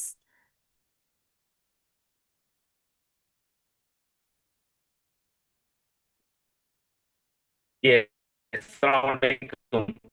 আমি আসলে খুব সরি যে ঠিক করতে হলো, যানজটের কারণে গাড়ি থেকে শুরু করতে হলো। তো যাই হোক, যারা ভর্তি হয়েছেন বা ভর্তি হবেন বা যারা এখন এই প্রোগ্রামে আছেন, সবাইকে জেনেসিস পক্ষ থেকে আন্তরিক স্বাগত জানাচ্ছি। আমি আসলে শুনছিলাম একটু আগে যে আমাদের একজন মেন্টর এবার যে পাশ করেছে বলছিলেন, তার কথাগুলি শুনছিলাম। বেসিক্যালি এই কথাগুলোই কিন্তু আমরা সবসময় বলে আসি, যারা এখন পাশ করে আসছে তারা কিন্তু ওই কথাগুলোই বললো যেগুলো আমরা করে আসছিলাম এই কিছু থেকে। এবং এটা সত্যি কথা যে মিডটার্মের এই প্রিপারেশনের এই হাতে খড়ি কিন্তু জেনেসিস থেকে। মিডটার্ম যখন প্রথম পরীক্ষা প্রচলন করে বিসিপিএস, যখন কোনো গাইডলাইন ছিল না, কোনো সুনির্দিষ্ট কোনো নীতিমালা ছিল না, সবাই যখন খুব কনফিউজ ছিল পরীক্ষা কি, জেনেসিস সেই প্রথম থেকেই কিন্তু মিডটার্মের এই ব্যাচটা শুরু করে। এবং এক প্রকার বলতে গেলে Genesis the pioneer of midterm. এবং সেই নিরিখে বলা যায় যে জেনেসিসের যে আমাদের যে মেন্টররা আছেন, যেভাবে এই ব্যাচটাকে রান করছেন মিডটার্মের, এটা আসলে এক কথায় অসাধারণ। কারণ প্রতিবারই যারা মিডটার্ম পাশ করে আসে, পরে যখন তারা আমাদের কাছে বিভিন্ন সাথে দেখা হয় বা কথা বলে, তারা এভাবে বলে যে ভাইয়া, আমরা যখন বিসিপিএস পরীক্ষা দিই, আমাদের কাছে এটাই মনে হয় যে আমরা মিড টার্মে পরীক্ষা দিচ্ছি। জাস্ট এই অনুভূতিটা নিয়ে কিন্তু তারা পরীক্ষা দেয়, কারণ জেনেসিস এমন ভাবে তৈরি করে জিনিসগুলো এবং স্টেশন গুলো, সেটা বিসিপিএস এর হুবহু না হলেও মোটামুটি কাছাকাছি চলে যায়। যে কারণে আমাদের মিড টার্মের যে ব্যাচ গুলো থাকে সেগুলোতে কিন্তু বিসিপিএস এর পাশের রেট আমাদের অনেক বেশি থাকে। যাই হোক, তো আমি মিড টার্ম সম্বন্ধে যেটা বলবো, আসলে মিড টার্ম আপনারা যে প্রিপারেশনটা নিবেন সেটা কিন্তু মিড টার্মের প্রিপারেশন না। বেসিক্যালি এটা হচ্ছে আপনার এফসিবিএস পার্ট 2 প্রিপারেশন। আপনারা ওই টার্গেট নিয়েই কিন্তু আপনাকে শুরু করতে হবে। যে এটা আপনাদের জন্য একটা সৌভাগ্য যে মিড টার্ম পরীক্ষা দেওয়ার সুযোগটা আপনারা পাচ্ছেন। আগে যেটা ছিল সরাসরি পার্ট 2 পরীক্ষা দেওয়া, তখন যেটা হতো কি যে অনেকদিন ধরে প্রিপারেশনের বাইরে থাকা হতো, হঠাৎ করে পরীক্ষা দিলে তখন হচ্ছে কি যে আপনার ওই প্রিপারেশনটা নিয়ে পরীক্ষা দেওয়া যেত না। এই জন্য মিড টার্ম হচ্ছে আপনার জন্য একটা বিশাল সুযোগ, এবং এইটা পার্ট 2 ফার্স্ট স্টেপ কিন্তু মিড টার্ম। সো এই পরীক্ষাটা আপনারা নিবেন হচ্ছে এই ধরে যে আমি এফসিবিএস পার্ট 2 পরীক্ষার প্রিপারেশন হিসেবে আপনি এটা নিবেন, সেটা আপনার জন্য কিন্তু ভালো হবে সব দিক থেকে। সো আর যেটা বলছেন যে বিসিপিএস এর এই মিড টার্ম পরীক্ষাটা যারা শুনছেন একটু মনোযোগ দিয়ে শুনবেন, যে এটা হচ্ছে খুব স্ট্রাকচার্ড একটা পরীক্ষা। বিসিপিএস এর মিড টার্ম হচ্ছে খুব স্ট্রাকচার্ড একটা পরীক্ষা, যেখানে স্যাররা সর্বোচ্চ এফোর্ট দেয়, এবং এই কোশ্চেন গুলো যেগুলো হয় মিড টার্মের, এগুলো কিন্তু ঘন্টার পর ঘন্টা মডারেশন করে স্যাররা কোশ্চেন গুলো করে, এবং সেগুলি খুবই স্ট্যান্ডার্ড একটা কোশ্চেনে এবং স্ট্রাকচার্ড ওয়েতে কিন্তু মিড টার্ম পরীক্ষাটা হয়। সো বাই চান্সে মিড টার্ম পাস করার কোনো সুযোগ কিন্তু এখন আর নাই। এখন মিড টার্ম পাস করতে হলে আপনাকে পড়ে বুঝে এবং নিজের যোগ্যতা দিয়ে পাস করে আসতে হয়। সো এই জন্য যে গতানুগতিক যে প্রিপারেশন, এই প্রিপারেশন দিয়ে কিন্তু মিড টার্ম পাস হওয়ার সুযোগ নেই। এবং আমাদের সিস্টেমের যে বড় ত্রুটি যেটি কারণে আমাদের আসলে জেনেসিসকে আগায় আসতে হয় বা আমরা এগিয়ে এসেছি, আমাদের মেন্টররা পরিশ্রম করছে, সেটা হচ্ছে আমাদের যে ইনস্টিটিউট গুলো আছে যেখানে ট্রেনিং সেশন গুলো হয় মিড টার্মের, যে আমাদের ট্রেনিরা থাকে ওখানে ফেজের ট্রেনিং থাকে, সেখানে পার্ট 2 ট্রেনিং থাকে, সেটা মিড টার্মের ট্রেনিং থাকে, সেটা ইন্টার্ন থাকে। ওখানে ট্রেনিংটাতে হয় কি যে মিড টার্মের জন্য আলাদা কি লাগবে সেটা কিন্তু আমাদের ইনস্টিটিউট গুলোকে ওভাবে স্যাররা কিন্তু ওভাবে দিক নির্দেশনা দিতে পারেন না। সম্ভব হয় না অনেক সময় বিভিন্ন ট্রেনিং থাকার কারণে, কারণ একই সাথে ফেজে, একই সাথে পার্ট 2, একই সাথে পার্ট 1, একই সাথে মিড টার্ম, একটা বিশৃঙ্খলা লেগে যায়। মিড টার্মের কিন্তু প্রিপারেশনটা কমপ্লিটলি আলাদা, এটা একদম স্ট্রাকচার্ড হয়ে কিন্তু বিসিবিএস কিন্তু খুব স্ট্রাকচার করে দিয়েছে মিড টার্ম প্রিপারেশনে কিরকম হওয়া উচিত। আপনি রিটেন কিভাবে পড়বেন, অস্কি কিভাবে পড়বেন, ক্লিনিক্যাল কিভাবে পড়বেন, সবকিছু কিন্তু খুব গুছানোতে আছে। ওই একটু আগে যে বলছিলেন যে আপনাকে মুখস্থ করারও দরকার নেই, আপনি যদি সিস্টেমে নিজেকে ফেলে দিতে পারেন আপনি কিন্তু পাস করে বের হয়ে আসবেন। সো মিড টার্মের জন্য যেটা দরকার সেটা হচ্ছে আপনাকে একটা সঠিক গাইডলাইন। এই গাইডলাইনটা যদি আপনার শুরু থেকে পান তাহলে যেটা হবে, প্রিপারেশনটা সঠিকভাবে নিয়ে আপনি কমপ্লিট প্রিপারেশন নিয়ে পরীক্ষা হলে বুঝতে পারবেন। এবং জেনেসিস কিন্তু এই কাজটাই করে। জেনেসিস আপনাকে একটা গাইডলাইন দিবে, জেনেসিস আপনাকে পড়ার সবকিছু গুছিয়ে দিবে, কিন্তু মেইন কাজটা কিন্তু আপনার। আর দ্বিতীয় যে রিকোয়েস্টটা আমি করবো সেটা হচ্ছে, আমাদের এখানে কিন্তু প্র্যাকটিস সেশন গুলোর প্রতি আমরা খুব গুরুত্ব দিয়ে থাকি। আমাদের এখানে যে কোশ্চেন গুলো হয়, আপনারা যে কোশ্চেন গুলোতে পরীক্ষা দিবেন সেগুলো কিন্তু আমাদের মেন্টররা মডারেশন করে আপনাদেরকে দেয়া হয়, এবং সেটা বিসিএস এর মতো কিন্তু আমরা মডারেশনটা করি যেন খুব ভালো একটা কোশ্চেন হয়। সো অনলাইনে যদি আপনারা সেই পরীক্ষাগুলো এপিয়ার করেন সেটাতে কিন্তু আপনাদের নিজেদের জন্যই লস, আমি যেটা মনে করি। সো যদি চেষ্টা করবেন অফলাইনে এসে এই পরীক্ষাগুলো দেওয়ার, অফলাইনে এসে এই ক্লাসগুলো করার, সেটাতে কিন্তু আপনার উপকৃত বেশি হবেন, এটা আমি বিশ্বাস করি। কারণ প্র্যাকটিস সেশনগুলো অনলাইনে কিন্তু হওয়া সম্ভব না আপনার। আপনি জেনেসিসের এখানে এসে ক্লাসরুমে বসে যে প্র্যাকটিসগুলো করবেন, অস্পি প্র্যাকটিসগুলো করবেন, এটা কিন্তু ডিফারেন্ট একটা আপনাকে প্রিপারেশনের কমপ্লিট প্রিপারেশনের দিকে আপনাকে নিয়ে যাবে। সো আমি রিকোয়েস্ট করবো যে আমাদের যে ক্লাসগুলো হয়, আমাদের যে মেন্টররা থাকেন তারা অত্যন্ত অভিজ্ঞ, তারা অনেক সময় দেন এবং তারা খুব আন্তরিক। সবচেয়ে বড় জিনিস হচ্ছে তারা আন্তরিক, যে একটু আগে যে বলছিলেন যে উনি উনি ওনার সম্পূর্ণ মেটেরিয়ালস গুলো দিয়ে আপনাকে হেল্প করতে রাজি। আমাদের মেন্টররা তাদের মেটেরিয়ালস দিয়ে আপনাদেরকে হেল্প করার জন্য রেডি থাকে, যে আমি কিভাবে একটা স্টুডেন্টকে সবকিছু গুছিয়ে দিব। তো এটাই হচ্ছে আমার বড় জিনিস, যে আমরা এখান থেকে একটা কমপ্লিট প্রিপারেশন, একটা গাইডেন্স পাবো, এবং এই গাইডেন্স নিয়ে আমাদের টার্গেটই হচ্ছে আমরা যেন এক চান্সে মিড টার্মটা পাস করে আসি। সো আরো আসলে অনেক কথাবার্তা হবে, অনেক লম্বা সময় হয়ে গেছে। আমরা অফলাইনে যখন আপনারা আসবেন বা ক্লাসরুমে আসবেন, আমরা সামনাসামনি আরো অনেক কথা হবে আপনাদের সাথে, আরো অনেকগুলো টিপস এন্ড ট্রিক্স নিয়ে কথা হবে, গাইডলাইন নিয়ে আরো অনেক কথা হবে। তো আশা করি আপনারা আমাদের সাথেই থাকবেন, জেনের সাথে থাকবেন, এবং জেনেসিসকে আপনারাই পরিচালিত করবেন, আপনাদের গাইডেন্স নিয়ে, আপনাদের পরামর্শ নিয়ে জেনেসিস এই পেজটাকে রান করবে ইনশাল্লাহ। সো পরবর্তীতে আপনাদের সাথে অফলাইনে দেখা হবে ইনশাল্লাহ, সে আশা রাখলাম। আর সবাই একবারে পাশ করে সাফল্যের সাথে মিড টার্ম পাস করে যান, এই আশাবাদ ব্যক্ত রেখে আমি শেষ করছি। আসসালামু আলাইকুম। ধন্যবাদ ডক্টর আশিকুর রহমান খান স্যারকে এত চমৎকারভাবে স্যারের বক্তব্যটি আমাদের পরীক্ষার্থীদের সামনে তুলে ধরেছেন। এই জন্য স্যার অনেক চমৎকার কিছু কথা বলেছেন যেটা আমাদের মিড টার্ম পাসের জন্য অনেক বেশি হেল্পফুল হবে আশা করছি। এবং আজকের এই ওরিয়েন্টেশন প্রোগ্রামটিতে আমি স্পেশালি থ্যাঙ্কস জানাতে চাচ্ছি আমাদের যে পরীক্ষার্থী যে ডক্টরসরা আছে তাদেরকে। কারণ আমি দেখতে পাচ্ছি অনেক মানুষ অনেক উদগ্রীব হয়ে বসে আছে এবং তারা আসলে এতটাই উৎসাহী যে ওনারা অফলাইনে আমাদের সাথে যুক্ত হয়েছেন, আমার সামনে বসে আছেন এবং অনেক মানুষকে আমি দেখতে পাচ্ছি যে অনলাইনেও আমাদের সাথে যুক্ত হয়েছেন। তাদেরকে হচ্ছে স্পেশাল থ্যাঙ্কস দিতে চাচ্ছি। অনেক মানুষ মানে অনলাইনে বেশ অনেক মানুষই যুক্ত হয়েছেন এবং অফলাইনে তো ভাইয়া আপুরা সবাই যুক্ত হয়েছেন। আশা করি আপনারা জেনেসিসের সাথেই থাকবেন এবং আমি হচ্ছে আজকে অ্যাজ আ মডারেটর আমি কিছু কথা আপনাদেরকে না বললেই না, আমি জাস্ট আপনাদেরকে একটা স্ট্যাটিস্টিক্স এর ব্যাপারে একটু বলতে চাচ্ছি। সেটা হচ্ছে এবার যে জুলাই সেশনে 2025-এ জুলাই সেশনে পরীক্ষার্থী ছিলেন 454 জন, এর মধ্যে রিটার্ন পাস করেছেন 274 জন এবং হচ্ছে অসপি এবং অসকিতে পাস করেছে 162 জন। অর্থাৎ মিড টার্ম পাশের হার হচ্ছে 35% এবং হচ্ছে জেনেসিসে সেই পাস রেটটি বরাবরের মতো বেশি মাসাল্লাহ। 75% জেনেসিস স্টুডেন্টরা পাস করে গিয়েছেন। এটা অনেক একটা হাই রেট। আপনাদেরকে এইটা আসলে ভয় পাইয়ে দেওয়ার জন্য উদ্দেশ্য আমার না। আমার উদ্দেশ্য হচ্ছে একটা রিয়েলিটি চেক দেওয়ানো যে আমাদের আসলে হ্যাঁ অবশ্যই আমি হচ্ছে সুজাউদ্দিন চৌধুরী ভাইয়াকে একটু কথা বলার জন্য অনুরোধ জানাচ্ছি। এবার যারা পরীক্ষা দিয়েছিল তারা সবাই কিন্তু বিসিএস এর একটা প্রেসারে ছিল, যে একটা স্পেশাল বিসিএস ছিল, যার কারণে অনেকেই আমাদের এখানে এমন আছে যারা বিসিএস এর জন্য পড়তে পড়তে আমাদের সাথে ছিল। এবং ওইখানকার যদি এই স্ট্যাটিস্টিক্স যেটা বললো, যেটা আমাদের 75% যেটা সাকসেসের কথা হচ্ছে, এর মাঝখানে অনেকে আছে যারা পরীক্ষাতে অ্যাপিয়ারই করেনি। বাট আমরা যারা বিসিএস পরীক্ষায় যারা অ্যাপিয়ার করছে এবং একই সাথে আমাদের সাথে জয়েন করে যারা করছে, ওই ক্ষেত্রে আমাদের সাকসেস রেট অ্যারাউন্ড 88%।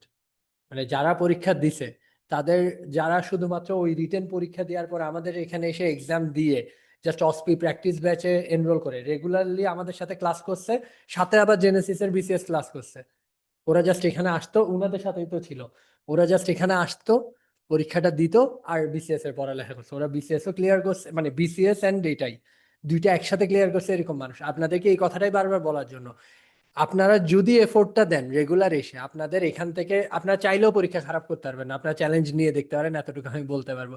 এটাই জাস্ট এটা অ্যাড করলাম যে 75% যেটা বলতেছে এটা হচ্ছে অর্ধেকের বেশি অনেকে পরীক্ষা দেয়ই নেই। আর বিসিএস ছিল অনেকে তো মানে বুঝতেছেন বিসিএস এর দিকে ফোকাস যাদের ছিল তারা। বাট তারপরেও আমি বলতেছি আপনাদেরকে যারা বিসিএস এবং এটাতে eventually equal amount of effort দিছে, তাদের মধ্যে খুব কম মানুষ আছে যারা খারাপ করছে। তো ওই জিনিসটা একটু মাথায় রাখবেন। সরি ইন্টারাপ্ট করলাম। ইটস টোটালি ফাইন ভাইয়া, আপনি আপনার প্রতিটা বক্তব্য আমাদের কাছে অতি মহামূল্যবান। এবং ভাইয়া যে কথাটা বললেন ভাইয়ার সাথে আমি টোটালি একমত। যে এখানে আমরা হচ্ছে অ্যাজ আ হোল হচ্ছে স্ট্যাটিস্টিক্সটি করেছি, বাট এখানে আসলে সামনে যেহেতু স্পেশাল বিসিএস একটি ছিল ডক্টরদের জন্য, আসলে মানসিক চাপ প্লাস হচ্ছে এত পড়াশোনা, দুই রকমের পড়াশোনা, এটা একটা ফ্যাক্টর ছিল। তো আমরা ধারণা করছি এই যে আমাদের যে অনগোয়িং রানিং যে জানুয়ারি ব্যাচটি আছে সেখানে আরো বেশি ডক্টর হচ্ছে সাফল্যমণ্ডিত হবে এবং আমরা আপনাদের ব্যাপারে অনেক বেশি আশাবাদী। আপনারা যারা জুলাই 2026 সেশনে লং ব্যাচে আমাদের সাথে যুক্ত হবেন, আপনাদের পরীক্ষাটিতে তো জুনের 15 তারিখ অনুষ্ঠিত হতে যাচ্ছে। তো সেই ক্ষেত্রে আপনারা আপনাদের কাছ থেকে আমরা অনেক আশাবাদী এবং আপনারা আমাদের সাথে থাকবেন, আমরা এই প্রত্যাশা করছি। তো আমি এই ছোট্ট করে আমাদের ব্যাচের যে আউটলাইনটা এটা একটু আপনাদের সাথে একটু শেয়ার করতে চাই। সেটা হচ্ছে আমরা কি কি প্রোভাইড করছি, এটা অনেক বেশি ইম্পর্টেন্ট এবং আপনাদের অনেক জিজ্ঞাসা থাকে। তো সেই ক্ষেত্রে হচ্ছে আমি এটা শেষ করার পর আপনাদের কোয়েশ্চেনগুলো নিব। আপনাদের যদি হচ্ছে মিড টার্ম সংক্রান্ত যে কোনো ধরনের কোয়েশ্চেন, আমাদের দুইজন হচ্ছে সিনিয়র এবং জনপ্রিয় মেন্টর বসে আছেন আমাদের সাথে আছেন এবং ওনারা হচ্ছে অ্যান্সার দিবেন। তো এই ক্ষেত্রে কোর্সের আউটলাইনগুলো কি কি হবে এবং কি কি আমরা প্রোভাইড করছি সেটা আমি আপনাদেরকে একটু শর্টকাটে জানিয়ে দিতে চাচ্ছি। সেটা হচ্ছে আমরা প্রোভাইড করছি আপনাদেরকে 18টি লেকচার বেসড হচ্ছে লেকচার ক্লাস হবে এবং সেই সাথে 18টি হচ্ছে লেকচার বেসড এক্সাম হবে। তারপর হচ্ছে 18টি স্পেশাল এসবিএস সেশন হবে, 18টি ফিডব্যাক ক্লাস অনুষ্ঠিত হবে এবং 13টি অসপি এবং অসকি সেশন আমরা আপনাদের জন্য অ্যারেঞ্জ করছি এবং 12টা মক টেস্ট এবং হচ্ছে মডেল টেস্ট থাকবে, 6টা রিভিউ এক্সাম এবং সলভ সেশন থাকবে। টোটাল মোট আপনি 108টি টোটাল সেশন আমাদের কাছ থেকে পাচ্ছেন এবং সেই সাথে আপনাদের সাথে চমক হিসেবে থাকছে বিসিপিএস লাস্ট সেশন। যে পরীক্ষাগুলো হয় সেক্ষেত্রে আমরা কোয়েশনগুলো সব কালেক্ট করে আমাদের হচ্ছে প্রতি সেশনে যে ডক্টররা থাকে থাকেন এবং যেই ডক্টররা পাশ করেন তাদের দিয়েই আমরা ওই সেশনগুলো নিয়ে থাকি, যাতে আপনাদের বোঝার সুবিধার্থে আপনাদের জন্য নেওয়ানো, যাতে বিসিএপিএস যে প্রতিনিয়ত কোয়েশ্চেন প্যাটার্ন চেঞ্জ করছে, কোয়েশ্চেন প্যাটার্ন কিরকম হয় এবং ওটার অ্যান্সার কিভাবে লিখলে আপনারা ফুল মার্কস ক্যারি করতে পারেন। এবং সেই সাথে আমাদের বলা বাহুল্য, আমরা জেনেসিস প্রতিনিয়তই বিসিপিএস এর সাথে আপগ্রেডেড হচ্ছি এবং হব ইনশাল্লাহ, যদি আপনাদের সাপোর্ট আমরা পাই। এবং সেই সাথে আমাদের যে ফাইনাল মক টেস্টগুলো যে অনুষ্ঠিত হয় সেগুলো পুরোপুরি বিসিপিএস স্টাইলেই অনুষ্ঠিত হয়।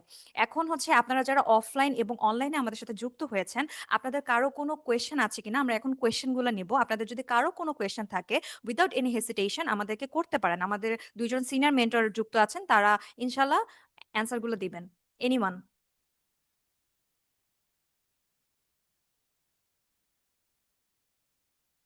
অনলাইনে অনেকজন যুক্ত আছেন দেখতে পাচ্ছি। হ্যাঁ, ডক্টর ইফতেখার ভাইয়া, আপনার কি কোনো কোয়েশ্চেন আছে? আসসালামু আলাইকুম আপু।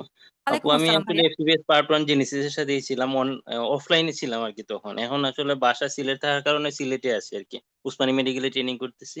জুলাইয়ে ইনশাআল্লাহ মিড টার্ম দিব। বাট আসলে আমার কাছে আসলে অফলাইনটা মোটামুটি কি নাই। কিন্তু এখন দুর্ভাগ্যবশত সিলেটে থাকার কারণে অফলাইনই করতে হবে। কারণ বিষয়টা হইতেছে অফলাইন আর অনলাইনের মধ্যে আসলে কিরকম তফাৎ হবে ওইটা একটু আরকি আপু। প্লাস আবার ওসপিও আছে ওইগুলা জি আসলে ভাইয়া, ও ও জি ভাইয়া, আপনার কোয়েশ্চেনটির জন্য আপনাকে অনেক ধন্যবাদ। একটি চমৎকার কোয়েশ্চেন করেছেন। এই কোয়েশ্চেনটির অ্যান্সার দিবে আমাদের সিনিয়র মেন্টর ডক্টর সুজা উদ্দিন চৌধুরী ভাইয়া। আসসালামু আলাইকুম। হ্যাঁ, আমি আপনাকে সহজ কথায় বলতে চাই, আপনার কয়েকটা জিনিস আছে এখানে। বাই চয়েসের একটা জিনিস আছে যে অনেকে ঢাকায় থেকেও আসতে চায় না। আমি সবসময় প্রেফার করবো, ইভেন আপনাকেও যদি বলতে বলেন আমি আপনাকে বলবো অফলাইনটাই মোর প্রেফারেবল। কারণ হচ্ছে আমার এঙ্গেজমেন্টটা বেশি হয়। আচ্ছা, এখন যাদের উপায় নেই, অনেকে আছে অনলাইনে যারা চিটাগাং, খুলনা, বরিশাল বিভিন্ন জায়গা থেকে আমাদের সাথে জয়েন করছেন। এই ক্ষেত্রে আপনাদের যেটা প্রাইমারি, আমি মানে সহজ কথায় বলতে আমি মার্কেটিং করতে আসিনি এখানে, আমি যেটা সত্যি কথা সেটা বলতে আসছি। এখানে আপনাদের সবচেয়ে বড় যেটা সমস্যা হবে সেটা হচ্ছে আপনি ওয়ান টু ওয়ান ফিডব্যাকটা পাবেন না। ওয়ান টু ওয়ান ফিডব্যাক বলতে আপনার রেসপন্সগুলো আমরা ওভারঅল ভিজুয়ালি দেখতেছি না। আপনি রিটেনের যে ক্লাসগুলো আছে ওই ক্লাসগুলো হয়তো আপনি মেন্টরদেরকে পরবর্তীতে অ্যাক্সেস করতে পারবেন, বাট ইমিডিয়েট ক্লাসের মধ্যে আপনি যদি লাইভে যুক্ত না থাকেন তখন ওই অ্যাক্সেসটা কম হবে। অনেক কিছু আপনার থেকে কোয়ারি থাকতে পারে, আপনার কিছু জিজ্ঞাসা থাকতে পারে, এই জিনিসটা হবে না। এটা হচ্ছে আপনার এসবিএন এসএকিউ ক্লাসের ক্ষেত্রে। এটার বাইরে যদি আমি আসি অস্কি ক্লাসের মধ্যে, ইউজুয়ালি অস্পি class similar to SBA class, ওইটা নিয়ে আপনাদের তেমন সমস্যা হবে না। একটা জায়গায় আপনার সবচাইতে বড় ড্রব্যাকটা হবে, এবং এটা কোনোভাবেই আমি আসলে মানে বাদ দিতে পারবো না, সেটা হচ্ছে আপনার ক্লিনিক্যাল ক্লাসগুলা। এই ক্লিনিক্যাল ক্লাসগুলো আপনি যতই অনলাইনে দেখেন, আলটিমেটলি আমি ইউটিউব থেকে যেরকম সাঁতার শিখতে পারবো না, এই জিনিসটা এরকম হবে। এখন এটা ওভারকাম করার উপায় একটাই, দ্যাট আপনারা এখান থেকে আমাদের সবাই ইউজুয়ালি আমাদের এই প্র্যাকটিসটাই বেটার। মানে আমাদের জেনেসিস আমি যেটা মনে করি, আমরা রোগীর উপরে প্র্যাকটিস করার আগে আমরা একটা থিওরিটিক্যালি আমরা জিনিসগুলো সবগুলো কম্বাইন করি। যখনই আমরা ওই জিনিসটা একদম সবার সাথে একটা মানে ওয়েল ওরিয়েন্টেড হয়, এখন এমন হতে পারে আমি যে স্যারের আন্ডারে ট্রেনিং করছি ওই স্যারের আন্ডারে ট্রেনিং এর সাথে আপনার স্যারের সাথে এক্সামিনেশন সিকোয়েন্স মিলবে না, বাট একটা গ্রস যেটা আমাদের মানে ম্যাকলিওডে যেরকম আছে এরকম তো একটা গ্রস সিকোয়েন্স আছে। এই সিকোয়েন্সিংটাই আমরা চেষ্টা করি আপনাদেরকে জানানোর জন্য। ইভেন যখন আমি এখন ভাইয়া পাশে আছে, ভাইয়ের সাথেও আমার অনেক কিছুতে যখন অন দ্য স্পট ক্লাস নিচ্ছি আমি অস্পিতে, অনেক কিছুতেই ডিফারেন্স আছে, বাট এই ডিফারেন্স গুলো যেসব মাইনর ডিফারেন্স আছে এগুলো আপনার পরীক্ষাতে কখনো এফেক্ট করবে না। তো আপনারা যারা অফলাইনে আসতে পাচ্ছেন না তারা সবাই অবভিয়াসলি ওই জিনিসগুলো ক্যাচ করবেন যতটুকু পর্যন্ত পারেন, দেন ওই জিনিসটা আপনারা রোগীর উপর অ্যাপ্লাই করবেন। এবং যখন আমরা ইনশাল্লাহ রিটেনের পরে যেসব আমরা অস্পি প্র্যাকটিস সেশন যেগুলো রাখবো, অস্পি প্র্যাকটিস ব্যাচ, ডেমো ব্যাচ, যেগুলো ক্লিনিক্যাল ব্যাচ, যারা অস্পি প্র্যাকটিস ব্যাচে আমাদের এনরোল করবেন ওইখানকার ক্লিনিক্যাল পোর্শনটা আমরা ইউজুয়ালি রেখে দেই রিটেনের পরের জন্য। ওই টাইমটাতে একটু কষ্ট করে 10-15 দিনের যে সময়টা থাকে, অথবা 2-3 সপ্তাহ, মানে 2 সপ্তাহ, 1 থেকে 2 সপ্তাহ যে সময়টা থাকে, যেগুলো ক্লিনিক্যাল ব্যাচ থাকে, এবং আমাদের জেনেসিসে আলাদা করে যারা ঢাকার বাইরে আছেন তাদের জন্য 3 দিনের একটা গ্রস, মানে যারা ঢাকায় আছেন তারা তো অবশ্যই, যারা ঢাকার বাইরে থাকেন স্পেশালি তাদেরকে ফোকাস করে অফলাইনে এক্সামিনেশনের ক্লাসগুলো নেওয়া হয়। তো আপনারা যেই ল্যাকিংসটা এখন ফেস করবেন, যেটা রেগুলার ক্লাসের সময় এক্সামিনেশন দেখানোর সময়, আপনাদের কাজ হবে এখান থেকে প্রসিডিউরগুলো জেনে রাখা, টপিকগুলা ওরিয়েন্টেড করে রাখা, আপনার ভিডিওগুলো দেখে রাখা, ওই ভিডিওগুলো নিজেরা ক্লাসে অ্যাপ্লাই করা অথবা রোগীর পাশে গিয়ে অ্যাপ্লাই করা। দেন যখন আমরা একদম এক্সামের আগে, এক্সামের আগে আপনারা তো ঢাকায় আসবেন, ঢাকায় তো এসে এক্সাম দিতেই হবে। তো এই ঢাকায় আসার সময়, ঢাকায় আসার 2-3 দিন আগে করে এসে আমাদের সাথে, আমরা মেন্টররা সবাই এখানে থাকি, আমাদের নাওয়া খাওয়া সবগুলো এখানেই থাকে অস্পির সময়। তো আপনারা এখানে এসে আমাদের সাথে ওই অফলাইনেও ক্লাসগুলো করে যেতে পারবেন। সো যেটা বেসিক ডিফারেন্স লং ব্যাচের দিকে আপনার যেটা হবে যে ক্লিনিক্যাল ক্লাসগুলো আপনি যদি এসে করতে না পারেন, দেশে মানে ঢাকার বাইরে থাকার কারণে ওই জায়গাটাতে আপনার আসলে একটা ডিফারেন্স ক্রিয়েট হবে। বাট ওই ডিফারেন্সটা মেক আপ করার জন্য যতটুকু করা সম্ভব আমরা ওইটা অফার করতেছি এক্সামের আগে। সো ভাই আশা করি আপনার কোশ্চেনের আনসারটা আমি দিতে, আচ্ছা আরেকটা একটু ভাইয়া বলবেন। থ্যাংক ইউ ভাইয়া। আমি একটা ছোট এক্সাম্পল দিই। সেটা হচ্ছে আমি এখানে এসে একটা হেপাটোলজির একটা কোশ্চেন ছিল যে একটা অল্প বয়সে একটা বাচ্চা যদি হাইপার বিলিরুবিনিয়া নিয়ে আসে কি কি ডিডি হইতে পারে। তো এর সাথে হচ্ছে আমি সবগুলোই দিয়ে দিয়েছিলাম, ওই যে বক্সে যতগুলো লেখা আছে গিলবার্ট সিনড্রোম বা এগুলো লেখা আছে। তো কোশ্চেনটা ওইরকম ছিল না, শুধুমাত্র এখান থেকে গিলবার্ট ছিল অথবা আরেক জায়গা থেকে অন্য একটা টপিক ছিল, ওইরকম টাইপের ছিল। তো আমি নিজে যখন লিখছি তখন দেখলাম পাশে কারোর সাথে মিলতেছে না। তো পরে দেখলাম যে আমারটা হয় নাই। সবাই কোশ্চেন অ্যান্সার করার সময় দেখলাম যে এই দিদি কেন এরকম আলাদা আলাদা পার্থক্য হলো, এই যে ব্রেন স্ট্রমিংটা কেন হলো, এটা আপনি বাসায় বসে তো পাবেন না। আপনি বাসায় বসে কার সাথে ব্রেন স্ট্রমিং, আপনি যদি মনে করেন যে না আম, আমি অফলাইনে যাব না, কে কি করবে সেটা আপনার ব্যাপার, বাট অফলাইনে আসার গুরুত্ব কি জানেন? আপনি আরেকজনের সাথে ডিসকাস করতে পারবেন না এবং মেন্টরকে বলতে পারবেন না যে এটা আমার কেন ভুল হইলো। এবং আপনি যখন দীর্ঘ 6 মাস ধরে আপনি যখন বাসায় বসে বসে প্র্যাকটিস করতে থাকবেন এবং জেনেসিসকে ছবি পাঠাইতে থাকবেন যে আমার আজকের পরীক্ষা এটা, আজকের ওই পরীক্ষা, অথবা কোনোদিন দিলেন না, সেক্ষেত্রে আপনার কনফিডেন্স লেভেলটা ওইরকম আসবেন না। আর পরীক্ষার হলে কনফিডেন্সটা হচ্ছে সবচেয়ে বেশি ইম্পর্টেন্ট। হ্যাঁ, একান্তই যারা পারতেছেন না তারা হচ্ছে শেষের দিকে হইলেও আমাদের মক টেস্ট মডেল টেস্টগুলো এসে যাতে জয়েন করতে পারেন, এটাই এদিকে একটু খেয়াল রাখবেন। আর আমি যদি বলেন যে আমি কি অস্পিওস্কিত কি অফলাইনে বা অনলাইনে করবো কিনা, সেটা তো মানে এক্সামিনেশন দেখানো, এটা তো আসলে কখনোই আপনার অনলাইনে সম্ভব না। আপনি এখানে এসে করবেন, অবশ্যই এখানে এসে করবেন, এখানে এটার কোনো আর অন্য কোনো অপশন নাই। এটাই, থ্যাংক ইউ। ভাই আপনার কোশ্চেন আনসার আশা করি পাইছেন। ইফতেখার ভাই ছিল। জি ভাইয়া, থ্যাংক ইউ ভাইয়া। ওয়েলকাম ভাই। আহ, আমাদের দুইজন সিনিয়র মেন্টর খুব ভালো মতো এবং চমৎকারভাবে কোয়েশ্চেনের অ্যান্সার দিয়েছেন। আসলে আমাদেরকে পরীক্ষার্থীরা যখন হচ্ছে জিজ্ঞাসা করে তখন আমরা আসলে এটি সাজেস্ট করি যে অনলাইনে না, যদি আমাদেরকে বলা হয় এবং ইনফ্যাক্ট যদি আমাকেও জিজ্ঞেস করা হয় আমি অফলাইন অফলাইন এবং হচ্ছে অফলাইনই বলবো। এবং যারা ঢাকাবাসী আছেন যারা, আপনাদের জানি ফ্যামিলিগত প্রবলেম থাকতে পারে, আমরা ডিউটি করে অনেক টায়ার্ড থাকি, আমাদের 6 দিন করেই হচ্ছে ট্রেনিং এ যেতে হয়। বাট আপনারা যেহেতু লং ব্যাচে অ্যাডমিট থাকবেন তাহলে আপনারা তো এই বেনিফিটটা পাচ্ছেন, যেহেতু 7.5 মাস আগে থেকে শুরু করছেন, তো আপনাদের সপ্তাহে একটা করে ক্লাস হবে। তো আমরা এটা এক্সপেক্ট করতেই পারি যে সপ্তাহে একদিন অন্তত আপনি জেনেসিসের সাথে থাকবেন এবং হচ্ছে অফলাইনে এসে মেন্টরদের সাথে ইন্টারঅ্যাক্ট করে আপনি আপনার যে পাওনাটা সেটা বুঝে নিয়ে যাবেন। কেমন? আর হচ্ছে অসপি এবং অস্কির জন্য প্র্যাকটিস ব্যাচ আপনাদের পরীক্ষার হয়তো 2 থেকে 2.5 মাস আগে খোলা হবে, ওইটা হচ্ছে প্র্যাকটিস ব্যাচ। প্র্যাকটিসের সময় আপনি এই জেনেসিস সেন্টারে এসে প্র্যাকটিস করবেন। তো আসলে সব দিক থেকেই দেখা যাচ্ছে যে রিটেন হোক, সেটা এসবিএ এসিকিউ হোক বা হচ্ছে অসপি অস্কি সেশন হোক, সবকিছুতেই আসলে অফলাইনের কোনো বিকল্প নেই। এবং আপনারা ঢাকাবাসী যারা আছেন তাদের জন্য তো একদম ম্যান্ডেটরি।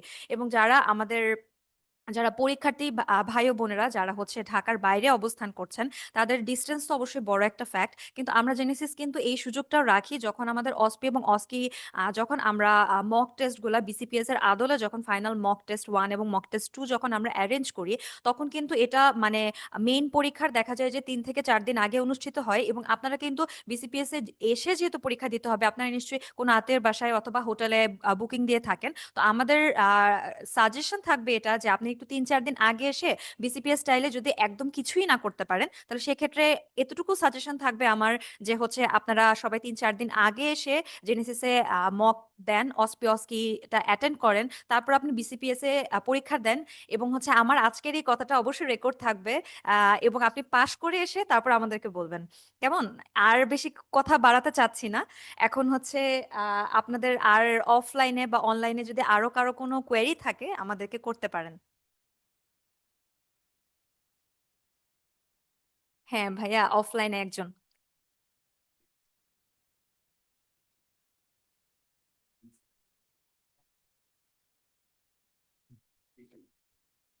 ডেভিডসনের বাইরে আর কোনো ম্যাটেরিয়াল লাগবে না। জলিল স্যার শুধু অসপি। ডেভিডসন মানে ডেভিডসনই। আর কিচ্ছু লাগবে না। আপনি শুধু ডেভিডসনে এসে কিভাবে রিটেনটা গোছাবেন। আরেকটু কথা এড করি। সেটা হচ্ছে একটা ফরম্যাট করে নিবেন। আপনি যতই হচ্ছে ৩ টা পার্ট করে আলাদা করবেন ডেভিডসন বইটাকে, ওই পুরা বই নিয়ে মাথায় পরীক্ষার হলে যাওয়া যায় না। আপনার কি করতে হবে? একটা ফরম্যাট করে নিবেন। যেমন আমি যেটা করতাম, আমার যতগুলা বা আমাদের তো ৫ টা করেও কোয়েশ্চেন আসছে। একটা কোয়েশ্চেনের মধ্যে ৫ টা কোয়েশ্চেন দিয়ে দিয়েছে। এর আগে এরকম হয় নাই কখনো।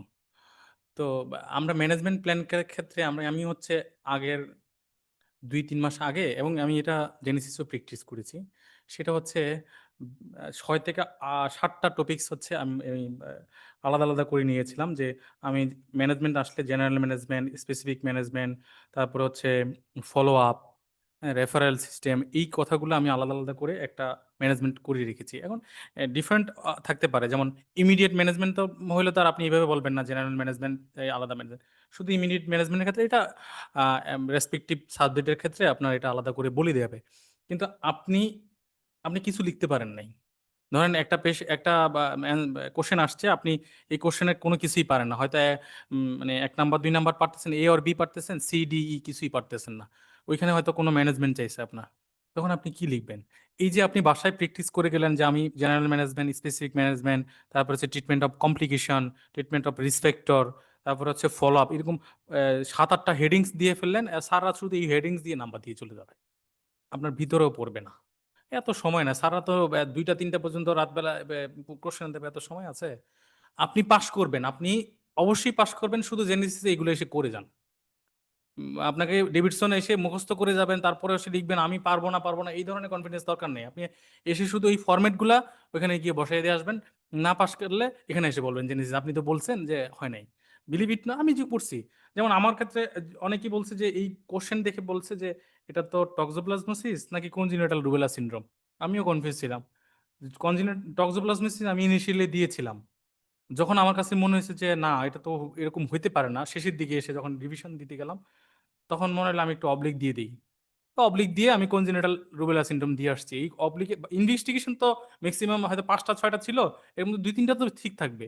ওই ২-৩টার জন্য আপনি নাম্বার পাবেন। বুঝতে পারছেন কিনা? আর যেই কোশ্চেন গুলো একটু হার্ড হয় ওইগুলোর ক্ষেত্রে ম্যানেজমেন্ট চায় না। আমি সাধারণত চায় না। তো তাহলে আপনি এইভাবে যদি আপনি স্ট্র্যাটেজি ফলো করেন আর হচ্ছে ডেভিডসনের টপিকস ওয়াইজ যদি আপনি কিভাবে লিখবেন এটা তো অবশ্যই মেন্টররা বলে দিবেন। এগুলো যদি অনুসরণ করেন এনাফ।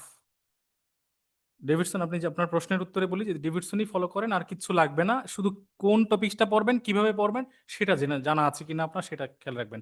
বিগত দিনের প্রশ্ন কিভাবে আসছে সেটা খেয়াল করবেন। ঠিক আছে ভাইয়া? Thank you.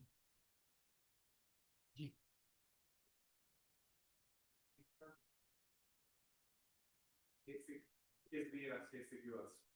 আমি যদি একই সাথে এমআরসি প্রিপারেশন নিতেছি যেটা মেইন হচ্ছে এসবি এর উপরে, আমি যদি একই সাথে এই কোর্সের সাথে সাথে যদি আমি ম্যাথমেটিক্স ফলো করতে থাকি, আমি কি মেইন ট্র্যাক নিয়ে একটু বেশি ডিস্ট্রাক্ট হয়ে যাব? আচ্ছা, আমি আপনাকে একটা সহজ কথাই বলি। আমি হচ্ছে মানে আমি একসাথে সাইমালটেনিয়াসলি এক্সাম সবগুলো দিছিলাম। এফসিপিএস পার্ট 1 থেকে নিয়ে আমি প্রিপারেশন নিয়েছি। আপনার পড়া একটাই। বাট ফ্যাক্ট ইজ আপনি পরীক্ষার হলে কি লিখে আসবেন? আপনার প্রাইমারি ফোকাস কোথায়? ৩ টা জিনিস। আপনার থেকে ১ম এ ডিসিশন নিতে হবে আপনি কি মিড টার্মটা আগে দিবেন? নাকি পার্ট 1 এর ডায়েট এমআরসিপি পার্ট 1 কোন ডায়েটে দিচ্ছেন? আপনি যদি এমআরসিপি পার্ট 1 ডায়েট যদি জুলাইয়ের পরে দেন, তাহলে আপনার থেকে এই মুহূর্তে মাগরিবের নোটস এক্সট্রা করে পড়ার কিছু নাই। আমি যতবার পরীক্ষার জন্য যতবারই বলছি আমি নিজে মাগরিবি নোটস না পড়ে পরীক্ষা দিচ্ছি। এখনো পর্যন্ত আমি পড়ি নাই। আমি যা পড়ছি ইভেন মানে অনলাইনে বলতেছি জিনিসটা শুনতে খারাপ লাগলেও সত্যি কথা দ্যাট মানে যারা আমার সাথে আছে তারা সবাই দেখছে আমি ডেভিডসনও ওইভাবে করে পড়ি নাই। আমি যেটা করছি আমি পড়াটা গুছাইছি কন্টিনিউয়াসলি। আমি কোয়েশ্চেন ব্যাংক পড়ছি, কোয়েশ্চেন সলভ করছি। আমি যতটুকু এক্সট্রাক্ট করা যায় ততটুকু এক্সট্রাক্ট করে পড়ছি। আমার এক্সামগুলা আমি সবগুলো ওইভাবে ওরিয়েন্টেড দিছি। এখন আপনি যদি বলেন, আমি কোয়েশ্চেনটা আমি নিজেই নিয়ে ফেললাম এই কারণেই। আপনার ১ম এ প্রায়োরিটি সেট করতে হবে। এখন আপনি যদি চিন্তা করেন এটা একটা ৳১৫,০০০ পরীক্ষা আর ওটা ৳১,০০,০০০ পরীক্ষা। আপনি যদি প্রায়োরিটি ওইভাবে করে সেট করেন, তাহলে সেটা আপনার উপর। এখন আপনার থেকে যেটা আপনি কোনো একটা বই যদি অ্যাপ্রোপ্রিয়েটলি পড়েন, তাহলে আপনার পরীক্ষা ২ টাই কাভার হওয়ার কথা। বাট যেটা সমস্যা হবে সেটা হচ্ছে আপনি যখন এমআরসিপি পরীক্ষা দিবেন, আপনার কাছে অপশন থাকবে আপনি জাস্ট ক্লিক করে চলে আসবেন, এতটুকুর মধ্যেই আপনার আনসারটা শেষ। এখানে কোনো কনসিকুয়েন্স নাই ফার্দার। কথাটা বুঝতে পারছি? বাট আপনি যখনই রিটেনে লিখতে যাবেন, আপনি এমআরসিপিতে যেসব ট্রিটমেন্ট প্রোটোকল অথবা আপনি যা লিখবেন, ওইটা লেখার অভ্যাসটা মানে লিখার যে অভ্যাসটা, ওটা কখনো আপনার এমআরসিপি পরীক্ষা দিয়ে হবে না। আমি যেটা করছিলাম, আমি যেটা বললাম, আমার ডেভিডসন পড়ার সময় ছিল না, আমি আগে কখনো আমি এফসিএস পার্ট 1 এ ডেভিডসন পড়ি নাই। তা আমার যেটা করতে হয়েছে, আমি এসবিএ পার্ল বইটা নিতাম, এসবিএ পার্ল বইয়ের যে সিনারিওটা ছিল ওই সিনারিও গুলাকেই আমি রিটেনের জন্য কভার করছি, যে এটাই আমার scenario, what is your diagnosis, mention 4 differentials, mention 4 clinical symptoms, mention 4 investigations with findings, what is your definitive investigation, what is your definitive management, what are the complications of the disease, what are the complications of the management. এর বাইরে কখনো mid টার্মে কোনো কিছু আসে না। But সমস্যা হচ্ছে, এমআরসিপি যখন পড়ি তখন আমার একটা ব্রেইনের ব্যাক অফ দ্য মাইন্ড যেটা চলে সেটা হচ্ছে আমার 4টা অপশন থাকবে, I will choose the best answer. But আমি যখন রিটেন এক্সাম দিতে যাব, আমার ওই 4টা আনসার নাই।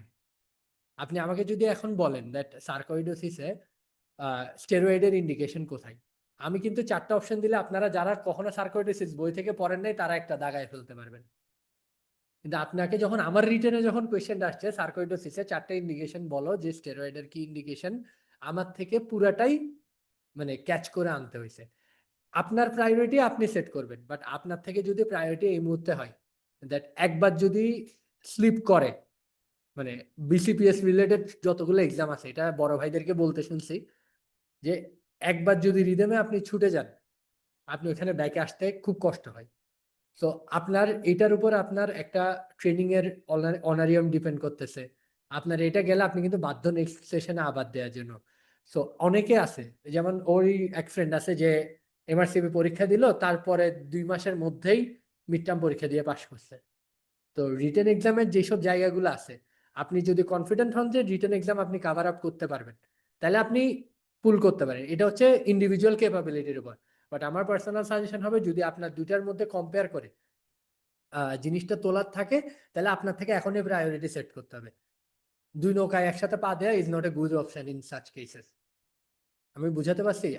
আপনার হেল্প হবে, এটা অস্বীকার করার কিছু নেই। এখন আপনি যদি ওরকম করে নিজেকে, নিজের ক্যালিবারের উপর যদি আপনার অতটুকু বিশ্বাস থাকে দ্যাট আপনি এমআরসিপি প্রিপারেশন নিয়ে রিটেনটাও লিখে আসতে পারবেন। কারণ স্যাররা, যেটা সবচেয়ে বড় সমস্যা, আপনি যতই বলি দ্যাট আমি এমআরসিপি প্রিপারেশন নিয়ে আমি সবগুলো লিখতে পারবো ক্রাইটেরিয়া, আপনাকে বললো surgical options for what are the conditions you will go for surgery in infective endocarditis, একটা কোয়েশ্চেন আসলো। আপনি ইনফেক্টিভ এন্ডোকার্ডাইটিস এর আপনি সবকিছুই জানেন, আপনি সবকিছুই লিখে আসছেন, বাট অ্যাকচুয়ালি ডেভিডসনে তো একটা বক্স আছে, স্যারদের কাছে চেক লিস্টে ওই বক্সটা থাকবে। তার মানে আপনার নলেজ যদিও অ্যাপ্রোপ্রিয়েট যদি হয়ও, আপনার একটা ক্লিয়ার ডিস্টিংশন হয়ে যাবে আপনি কি বই পড়ছেন নাকি পড়েন নাই, আপনি অ্যাপ্রোপ্রিয়েট আনসার জানেন নাকি জানেন নাই। এই ডিফারেন্সটা যদি আপনি অ্যাড্রেস করে যদি আপনি দুইটার প্রিপারেশন নিতে পারেন, ইউ আর মানে ওকে। আমি বুঝাতে পারছি আপনাকে জিনিসটা, এই জিনিসটাই আপনার থেকে একটু ফোকাস রাখতে হবে। যার স্যারদের কাছে কিছু পেইড, যেমন সার্কোইডিসিসের কোয়েশ্চেনে 4টা স্পষ্ট ওয়ার্ড লেখা আছে লাস্ট লাইনে। আপনি যতই স্টেরয়েডের যত ভালো ইন্ডিকেশনই জানেন, অ্যাওর্টিক স্টেনোসিসে আমার কিভাবে, আমি কোন কোন সময় সার্জারি করতে বলবো, specific condition, red flag signs, low back পেইনের স্পেসিফিক কন্ডিশন, এই জিনিসগুলো তো আপনি এমআরসিপিতে লাগে না। বুঝাতে পারছি আমি জিনিসটা? তো এই দুইটা আপনি কিভাবে মনিটর করতেছেন, এটা আপনার থেকে কোয়েশ্চেন না। এই জিনিসটা একটা এক্সের ছবি দিল আপনাকে, what are the red flag science for this condition, আপনি দেখে ঠিক আছে। আমাদের এগুলো পড়ে আসছি না। এখন আপনাকে অ্যানকাইলোজিং স্পন্ডাইলাইটিসের আদার এক্সট্রা আর্টিকুলার ফিচার জিজ্ঞেস করলো, আপনি তো জানেনই সব, কিন্তু ডেভিডসনের বক্সে কি আছে, স্পন্ডাইলো আর্থ্রোপ্যাথির, ওই জিনিসগুলো আপনার থেকে জানতে হবে। আমি কিন্তু একদম স্পেসিফিক বক্স টাচ করে করে কথাগুলো বলতেছি। এই জিনিসগুলো আপনি কিভাবে পারবেন? ক্যাসপার ক্রাইটেরিয়া আপনার তো এমআরসিপিতে মুখস্থ করার দরকার নেই, বাট যদি এখানে আসে সোরিয়াটিক আপনার থেকে লিখতে হবে না। এই জিনিসগুলো আপনি কিভাবে অ্যাডাপ্ট করবেন সেটা আপনার উপর। আপনি যদি দুইটা করতে চান, ইউ আর মানে ইটস আপ অন ইউ। বুঝাতে পারছি? জি। Thank you doctor H M. Sujauddin Chowdhury Ashiq ভাইকে এত চমৎকারভাবে আমাদের পরীক্ষার্থীদের যে কোয়েশ্চেনের অ্যান্সার দেওয়ার জন্য এত ইলাবোরেটিভ ভাবে দিয়েছেন। আর আপনাদের যদি আরো কারো কোনো কোয়েশ্চেন না থাকে, তাহলে আমাদের আজকের অনুষ্ঠানটি আমরা এখানেই সমাপ্ত করতে চাচ্ছি। আপনাদের কি কারো কোনো কোয়েশ্চেন আছে কিনা, আমি তারপরে একটু ওয়েট করে দেখি যে কোয়েশ্চেন আছে কিনা। অনলাইনে বা অফলাইনে যদি কারো কোনো কোয়েশ্চেন থাকে, কোনো পরীক্ষার্থী ভাইয়া আপু আমাদের কাছে কোয়েশ্চেন করতে পারেন। আর জেনেসিসের আজকের এই আয়োজনটিকে সাধুবাদ না জানালেই না, যেহেতু 7.5 মাস আগে থেকেই ওনারা একটা লং ব্যাচ খুলেছেন এবং আজকে তার ওরিয়েন্টেশন প্রোগ্রামটি অনুষ্ঠিত হয়েছে। এবং আমি সবচেয়ে বেশি ধন্যবাদ জানাতে চাই আমাদের সিনিয়র এবং জনপ্রিয় মেন্টরদেরকে, যারা হচ্ছে আজকে ডিউটির পরে এসে আমাদের সাথে যুক্ত হয়েছেন এবং আমাদেরকে সময় দিয়েছেন এবং আমাদেরকে টিপস এন্ড ট্রিক্স এবং গাইডলাইন হিসেবে কি কি করতে হবে এবং কি কি করতে হবে না তা সেই বিষয়ে অবগত করেছেন আমাদেরকে। এবং সেই সাথে আরো বেশি ধন্যবাদ দিতে চাই আপনারা যারা আমাদের সাথে আজকে অফলাইনে যুক্ত হয়েছেন। আপনারা সবাই নিশ্চয়ই ডিউটি করে এসেছেন, ডিউটি করে এসে আমাদের সাথে যুক্ত হয়েছেন এবং সেই সাথে অনলাইনে পার্টিসিপেন্টস যারা আছেন তাদেরকেও অনেক বেশি ধন্যবাদ জানাতে চাই। এবং আপনারা একটা জিনিস মাথার মধ্যে রেখে দেন যে আজকে যেহেতু আপনারা এই কাজটি করেছেন বা আজকে যে আপনারা যুক্ত হয়েছেন, এটাতেই কিন্তু আপনি মিড টার্ম প্রিপারেশনের এক ধাপ এগিয়ে গিয়েছেন। কারণ হচ্ছে আপনার কলিগ যেখানে প্রোক্রাস্টিনেট করছে যে উনি কি লং ব্যাচে ভর্তি হবে নাকি আরেকটু কিছুদিন পরে ভর্তি হয়ে, এত তাড়াহুড়া করার কি আছে, পরীক্ষা তো আছে আরো 5-6 মাস আগে ভর্তি হবো না, বা 2-3 মাস আগে থেকে পড়লেই হবে। বাট আসলে বিসিপিএস এর প্রশ্নের প্যাটার্ন এখন প্রতিনিয়তই চেঞ্জ হচ্ছে। তো আসলে আমাদেরকে আপগ্রেডেড ভাবে চিন্তা করতে হবে। আসলে এখন আর গতানুগতিক ভাবে চিন্তা করলে আমাদের হবে না। তো সেই সাথে বিসিপিএস এর আপগ্রেডেড ভার্সনের সাথে আমরা জেনেসিস তাল মিলিয়ে চলার চেষ্টা করছি এবং আপনাদের সাপোর্ট আমাদের অবশ্যই দরকার। এবং আমি আমন্ত্রণ জানাচ্ছি আমাদের FCPS mid term long batch July 26-এ আপনারা সবাই আমাদের সাথে যুক্ত হবেন। এবং আমাদের মেন্টর আজকে যেভাবে চমৎকার ভাবে আমাদেরকে ওনাদের বক্তব্য উপস্থাপন করেছেন, তাহলে না জানি তাদের ক্লাস বলেন, তাদের হচ্ছে পরীক্ষা নেওয়ার স্টাইল কত বেশি চমৎকার হবে। তো আশা করি আপনারা সবাই আমাদের সাথে হচ্ছে যুক্ত হবেন লং ব্যাচে। এই প্রত্যাশা রেখে আজকে আমি ডক্টর ওয়াফা আপনাদের ওরিয়েন্টেশন প্রোগ্রাম থেকে বিদায় জানাচ্ছি। আপনারা সবাই সুস্থ থাকেন, সুন্দর থাকেন এবং জেনেসিসের সাথেই থাকেন। ধন্যবাদ।